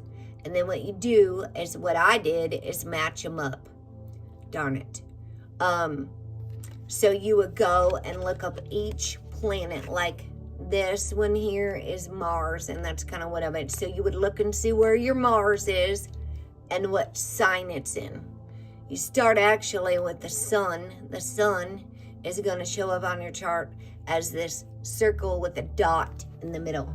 And that is absolutely what you have to do first. I know, time's flying. You have to learn the symbols. Maybe I should print that one out. I've got all kinds of stuff I'm working on. But those are what you're going to have to learn first if you want to be able to read an astrology chart. Or you're not going to be able to do it. I mean, in order to read stuff, you got to know the symbols.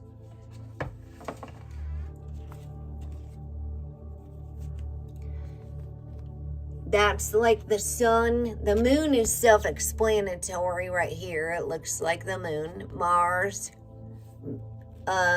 Venus is a part of what we're doing these. And so it does help if you jot them down, make the list, and start writing things as well. And make your own list. Like, I look at my chart and I go, okay, the sun is at 5 degrees Aries. My moon is at 10 degrees Leo.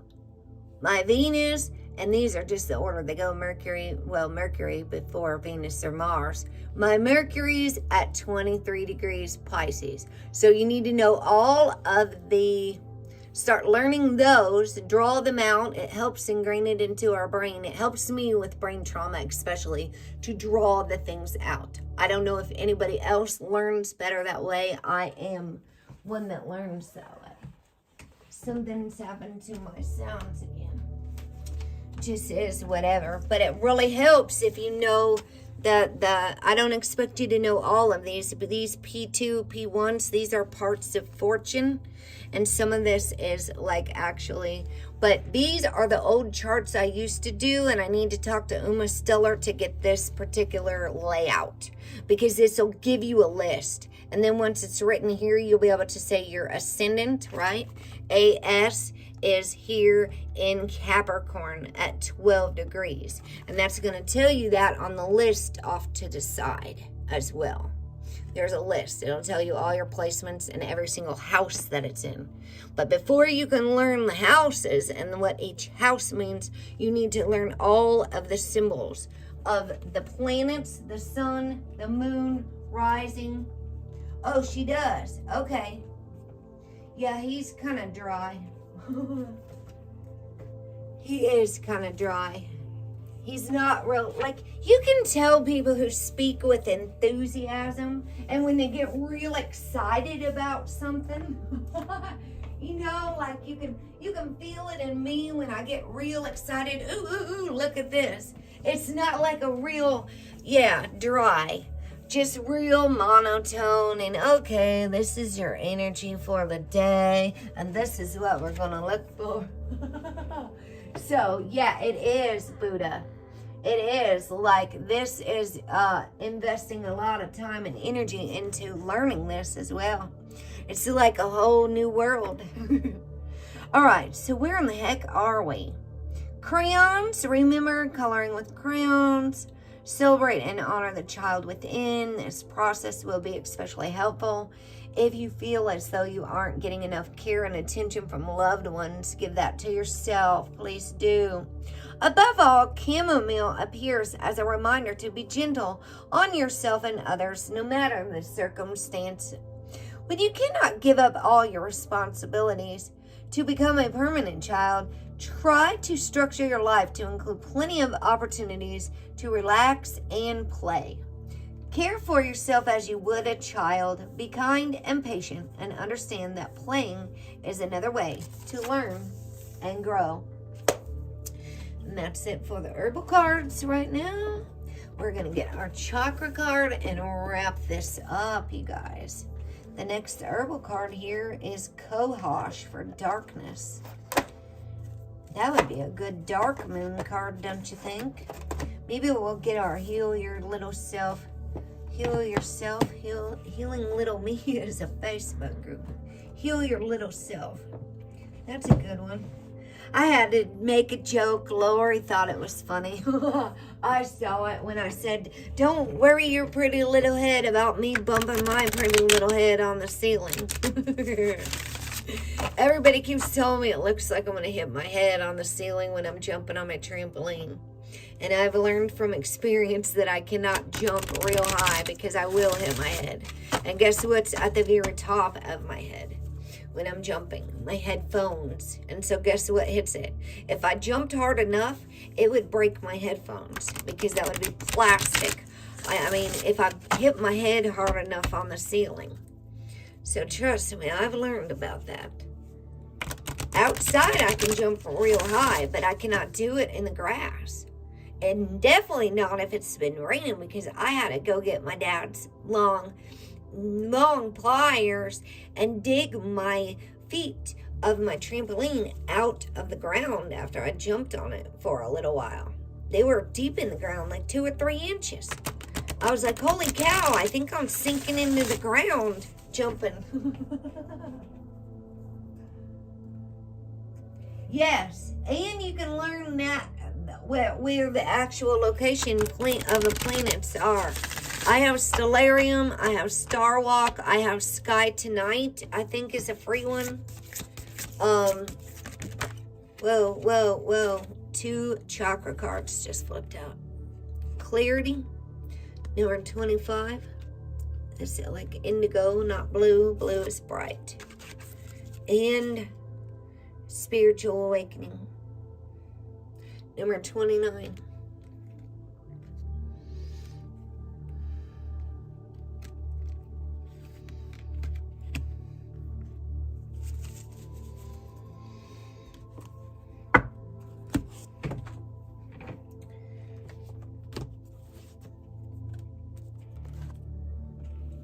29. Okay, let me get my chakra chart. Chakra.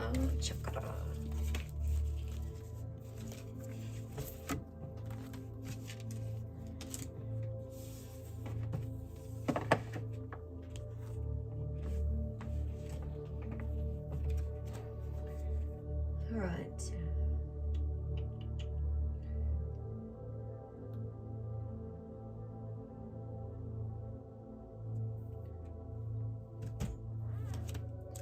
Stellarium, you can use it on a computer or use the app as well, and it's free. Stellarium. That's a good resource, Lori. Thank you. All right, so number 25, clarity. Here we are in the year 2025. That is the third eye chakra. So I'm going to read about the third eye chakra here really quick. Number 6, indigo purpley. It is Ajna, A-J-N-A, third eye chakra. The location is in the head, the forehead, between the eyes. The color is indigo.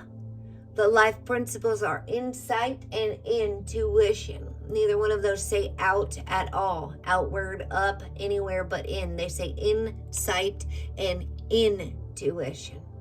The organs are the pituitary gland, the brain, the eye, the nose. Correct balance is dream, recall, visualization, intuition, creativity. Excessive third eye use is headaches, nightmares, and lack of focus. Those can be obtained also by excessive use of psychedelics as well, because you're blowing your third eye open as well if you have excessive use. Depleted is an inability to imagine or visualize. That's one of the main addictions I've seen with the third eye chakra is psychedelics, addiction to psychedelics. That can be overuse as well. So the third eye chakra here also says brow chakra. I was just reading off of my poster on the wall. The pituitary, hypothalamus, eyes, autonomic nervous system. The overview, or the mind, body, spirit connections are overview, visualizing, clairvoyance, choices for the good of all, psychic, subtle awareness of self and others and the environment. Addictions are healed. The only few that I've seen related to this have been psychedelics as well, and service. But on this chart, I've tried to find the links for that from something called Kalobi Centers, but it's really disappeared.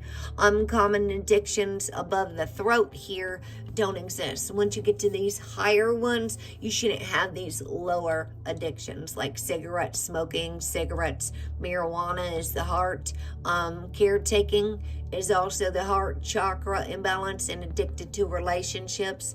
And they get to like food, sugar and food are your digestive system, solar plexus chakra, which is like food, caffeine, all your digestive, and your sacral is food, sugar, alcohol, relationships as well with the heart, and codependency falls into 2, like the sacral, and then anger is 1, alcohol. These are the root chakra.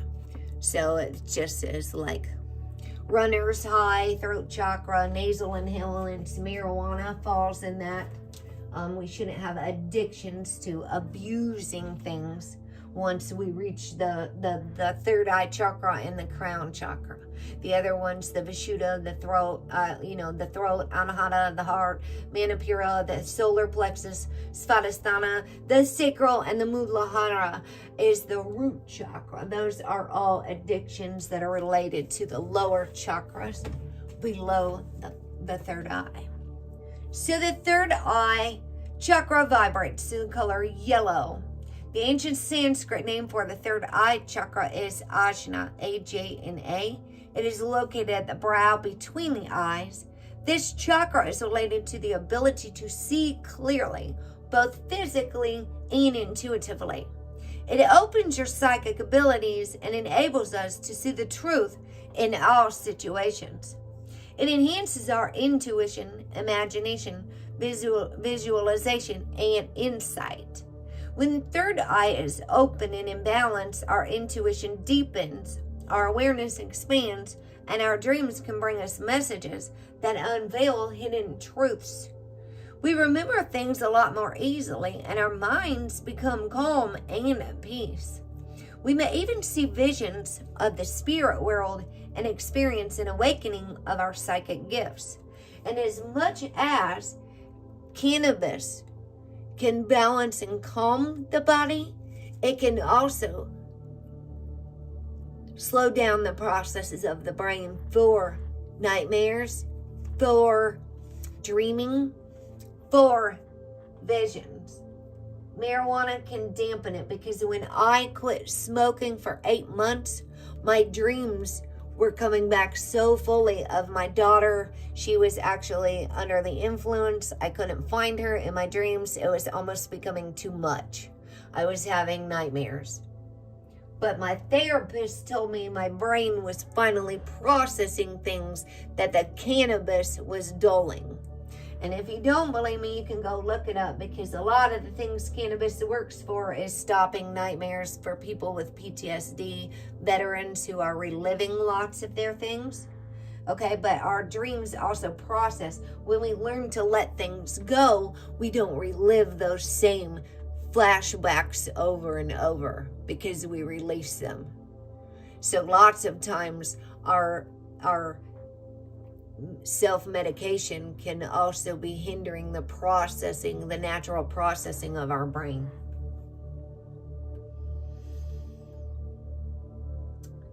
It is through the third eye that we envisage a world with a greater clarity and perceive it from a place of spiritual truth.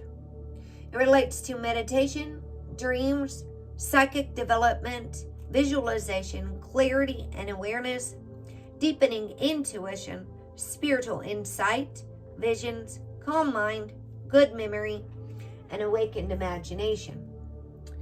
So, get your hands warmed up again,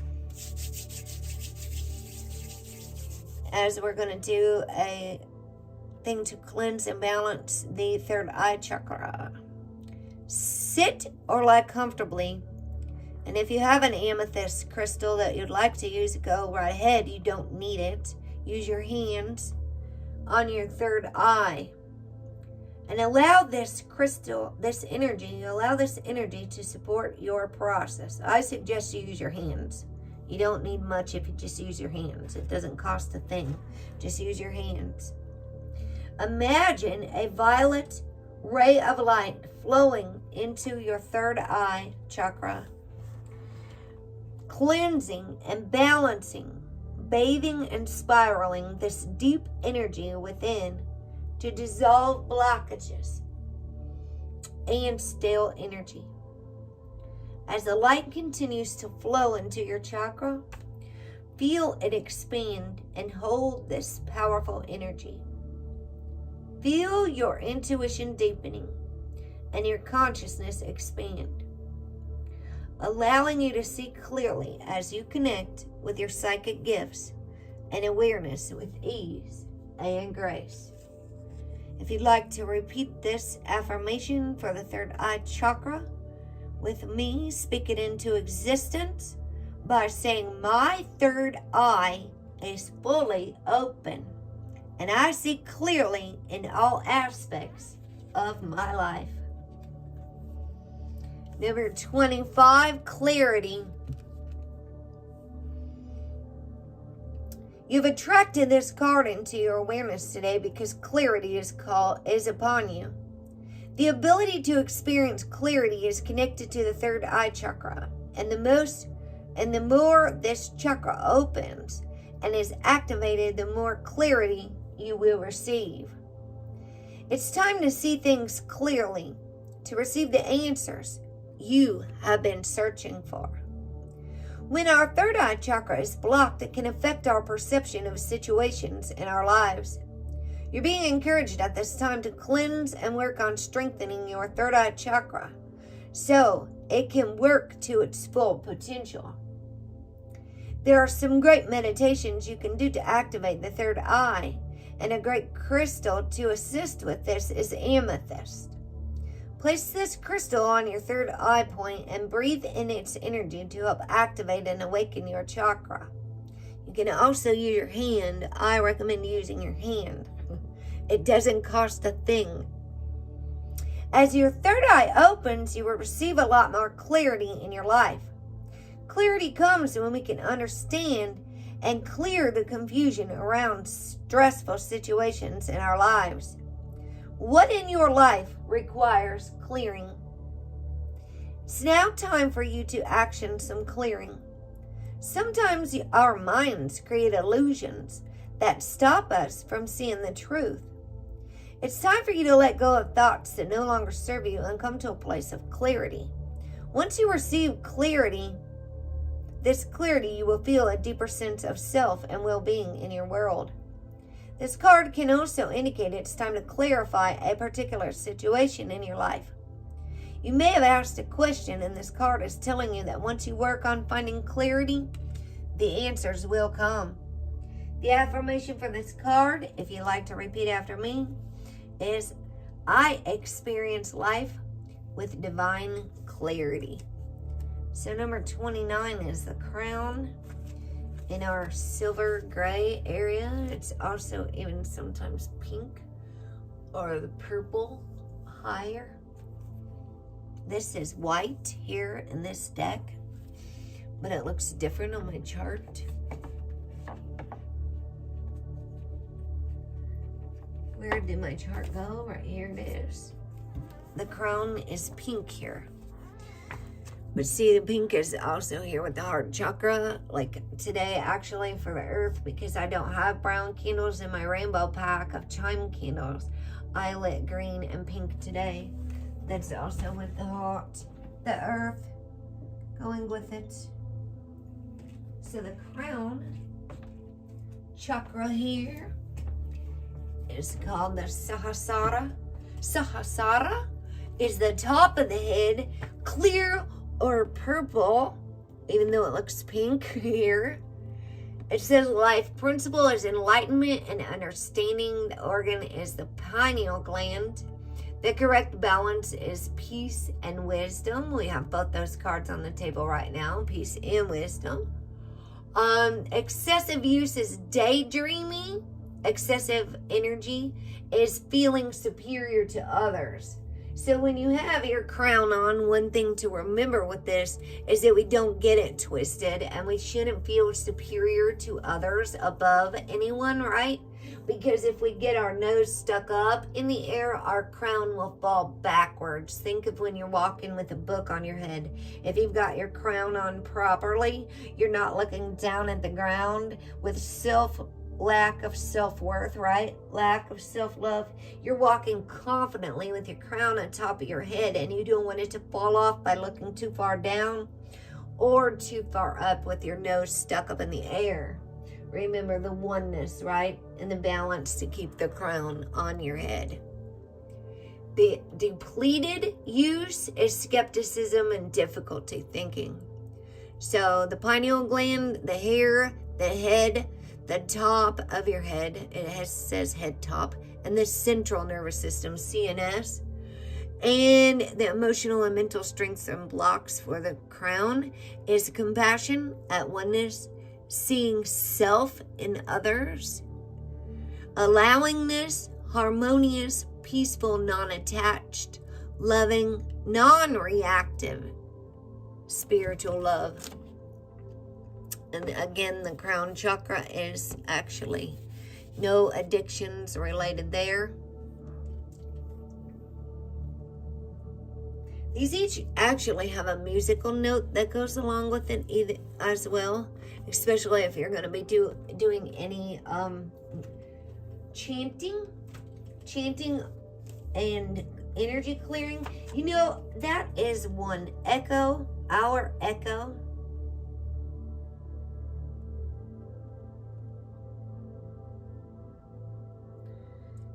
She had a special guest here with vibrational vowel work to purify and using like your voice, right? So let me see, vibrational for the chakras.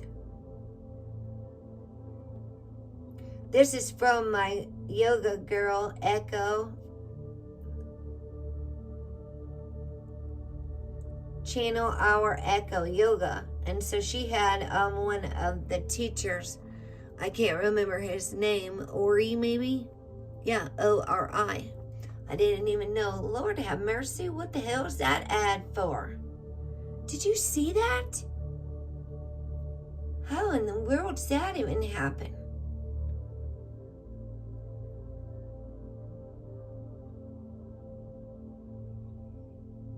My dear stars in heaven.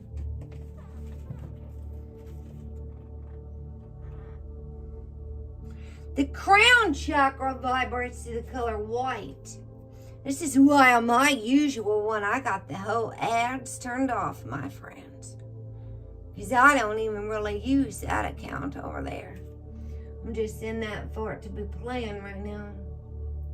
Because guess what I'm working on? My watch hours. That's actually on the wrong account here. What the hell is going on? Here we are, Ori.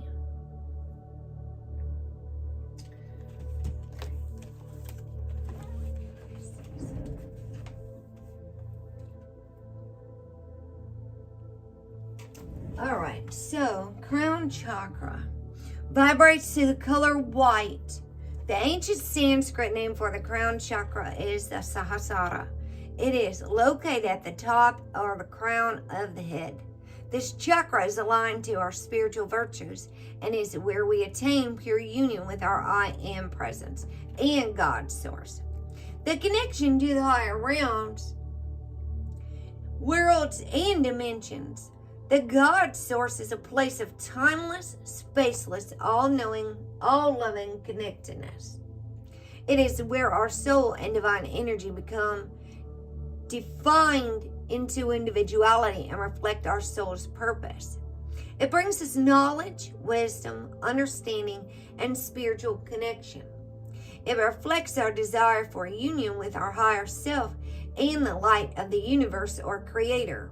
Our divine wisdom and knowledge sits in this chakra, and when we are open and balanced, we experience the clarity, bliss, and union to our I Am presence. It is through our crown chakra that we feel whole and complete within ourselves and experience and express our divine light into the world.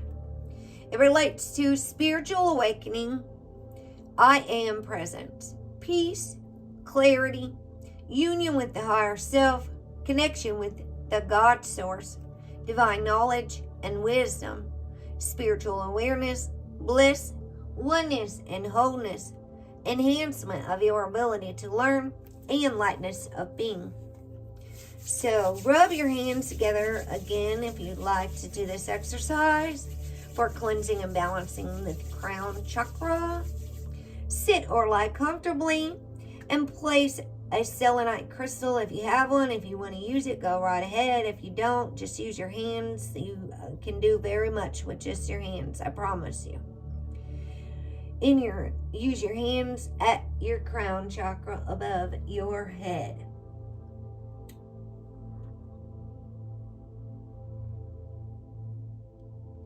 Imagine pure white light streaming down from the universe into your crown, allowing this energy to wash away anything blocking the divine flow of energy from the universe. Feel this energy bathe every single cell of your being. Allow it to flow through your crown and into your body, bringing pure light and consciousness into your reality. Feel your crown chakra become cleansed, balanced, and open to receive the divine wisdom of the cosmos. And some of, like, the Mayan messages, oracles I have, give you these poses to use, like you would do in Kemetic yoga and things like that, like mudras, right? And so one of them you even put above your head with your arms raised, like this, just right above your head, like you're channeling information right into your crown chakra. All right, I'll have to tell you about it later, Lori. The crown chakra affirmation says, if you'd like to repeat after me, we can speak this right into existence by saying, my crown chakra is open and receptive to receive the divine light of the cosmos, and every single cell of my being is radiating love and life at its full potential. Number 29, spiritual awakening. Look at that amazing energy and downloads coming right into the dome there. Right into the dome, front and center. Even though the crown is technically, I would say, with your head tipped back at the very top of your head. That's where the woman laid hands on me in the county jail, and I felt energy just come shooting up through my legs, and I flipped backwards. It was kind of scary, actually. You pulled this card into your reality today, as it's a powerful time of spiritual awakening. The whole planet and everything on it is waking up slowly from a big sleep.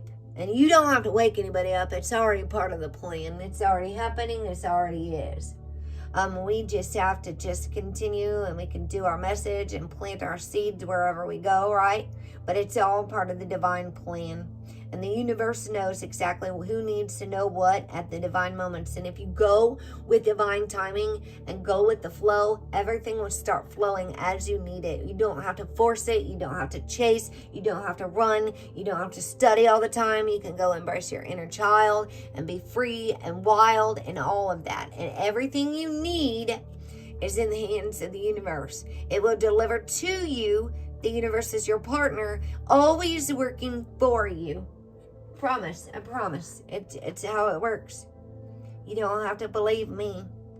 You have to believe it to see it. That was the first card. A new start's coming. The ancients called it the time of the awakening. Our hearts are opening and expanding to experience a deeper sense of love and wisdom. This time is an important rite of passage for you, and you are waking to a deeper sense of your spiritual being. Your awareness is expanding, and your connection to the wisdom of the universe is stronger than ever. Sometimes this can be uncomfortable and challenging. However, always remember that through these challenges, you have the ability to grow. You're being asked to let go of anything that is stopping you from experiencing this deep connection at present. It's a time to discard old beliefs and bring new ones that support your growth. Be sure to nurture this process by meditating, attending a weekly spiritual group, or reading books that can assist in this powerful process. Your vibration and energy is moving to a more refined state of being, and you are currently receiving divine messages and healing as you deepen your spiritual awareness. This can mark a great time of change where what you knew to be true is restructured and a whole new understanding is birthed within you. All good things take time. Don't rush the process. Nature doesn't rush. We do. If you've ever seen a plant flower, it doesn't hurry up if you go out there and yell at it. I'm very certain of that. We humans don't know how to go with divine time and let things happen. All good things take time, so be patient with this awakening and trust the process. This card can also indicate that the question you're asking or requiring clarity on has a big connection to your spiritual growth, and the answers lie within this new spiritual awakening. The affirmation for this card as we're wrapping this reading up. I thank you all so much for being here. If you would like to repeat after me and speak this into existence for spiritual awakening crown chakra, I embody my ancient wisdom, and I am open to the divine spirit within. And once you start believing and listening to those internal nudges, internal dialogue, internal messages that you receive, you will start receiving more and more. When you stop discrediting them and discounting them, we are going to get our self-care cards and the power of surrender to end this reading. I thank you all so much for being here. I hope you all have a wonderful new moon tomorrow, Memorial Day. I do have to work, but it's holiday pay. I was a poet and I did not know it. I knew it. Maybe you didn't know it. Memorial Day. My niece is going to go hiking. I was supposed to go with them, but I forgot I had to work. And so they're coming. I got her some dresses because she's such a Taurus. She was a ballerina. She was all into the dance and the music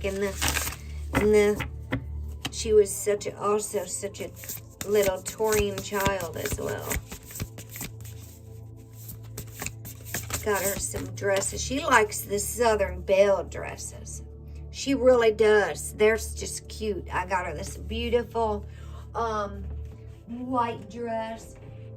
It's okay, mi vida loca. We're so glad you're here. Living the vida loca. You too. It's all right, Buddha. It happens. Success. Today is a really good day. You're in the flow. Problems are solved quickly and easy because that is the power of our manifestation. Helpful people show up for you and unexpected gifts fall into your lap. Be open to receive. Please do, please do. Let's put these down here. And guess what's on the top here that goes right along with our Taurus rating? We better go ahead and read that. Elevate your self-worth. You get what you believe you deserve. It's time to raise your standards. See that card that came out first with our little moon, magic moon right here? I teach people how to treat me. You get what you believe you deserve.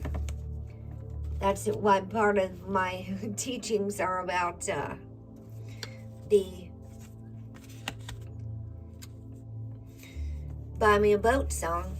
I'm gonna buy me a boat. That's the power of manifestation and believing that you're gonna get yourself a boat. Because if you keep telling yourself, oh, I'll never have a boat, I'll never have the property I want, I'll never have this and I'll never have that because the universe is never working for me. And that way of thinking is gonna block your blessings. In a recovery program, they call that stinking thinking. When we get our stinking thinking cap on, we block a lot of blessings without even knowing it. And this just fell out, so we'll take that.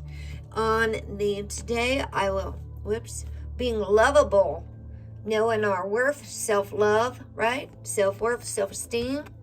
Today, I will tell myself that I'm lovable. Just because some people haven't been able to love me in ways that worked doesn't mean I'm unlovable. I've had lessons to learn, and some of them have hurt deeply. But I can still love, and I am still loved. Yes, you are lovable. But you know what? We got 4 cards here, unless more than one fall out of these. The universe has our back. We've got 2 cards left, and we're going to wrap it up. Thank you all so much for being here. I'll see you guys Tuesday at 1 o'clock. Oh, shoot, I got to get you that link.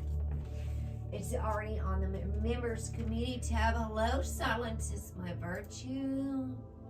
Let's see here.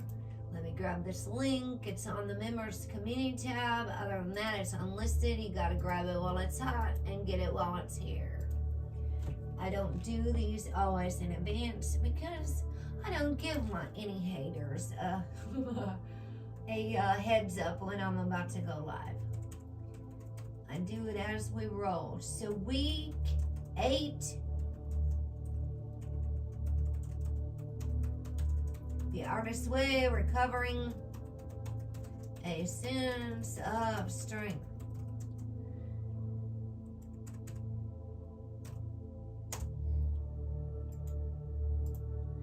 That'll be Tuesday this week because Monday's Memorial Day. So Tuesday, it's going up on a Tuesday at 1 o'clock. And then I have constellational conversations. All right, so I think that's going to be my last round doing that for a little while too, because I just got way too much going on. It's so hard to keep up. I missed one of my Tuesdays already. Did that card just flip over? We'll have one. Universe has our backs. Joy is the ultimate creator. Joy. Thank you so much, Claire. It was lovely to see you and have you here again as well. I had quit going live for quite a while, and when I tore my leg muscle hula hooping last year, it really, I needed to heal. And I went back to work. It was kind of like a big double whammy. I went back to work, and that's when I left the YouTube partnership program right about before that because I could not keep up with their requirements. So I just reactivated it and reactivated my memberships just a couple months ago. I just made a sudden decision that I might need to be working on the go. And even doing things as I don't know, doors are opening up. I don't know what's about to happen. I release the need to know everything. That was one of the meditations and one of those mandala cards that one of my card readers used to read. I release the need to know all the answers. And I'm trying to go with the flow and follow my intuition and use my feelings and not know everything. Surrender to prayer. She let go too. Give yourself over completely to prayer. When you pray from your heart, you will be led throughout the universe, and answers will support. And answers and support will arrive. They will come without force. They will come gently. They will come as a soft whisper. They will come as an internal thought. Surrender to prayer. But then you must also listen for the answers. Because sometimes the universe is trying to talk to you and give you the answers, and we are not listening. I've been known to do that a time or two in my life. So it's nothing to be ashamed of. Hello, Mount Cell Grower. How are you? Welcome. But we're wrapping this up. You're going to have to catch the rewind. I thank you all so much for being here. I hope you all have a most blessed and beautiful weekend. We just had 8 concurrent viewers and 19 likes until it just hit 20. Kayla is in the building, 819. She's shown up over and over. 819, because there's the 8 card, and there's 819. 819, we just had it. So it's 8 concurrent viewers and 19 until we got one more. So thank you all, 20 likes. I'm so very grateful. I'm grateful for each and every one of you. And I hope that you all give yourself as much time, care, attention, and love energy as you're so good at giving to everyone else and building everyone else up and taking care of all the little things in your world. And I hope you do that much for yourself as well, because you deserve it. I love you all so much, and I hope you have a blessed and beautiful week ahead. New moon and it's a new moon Memorial Day. Thank you all, and peace be with you. I'll see you guys Tuesday at 1 o'clock for week 8 of The Artist's Way. Take care of yourself. Peace be with you.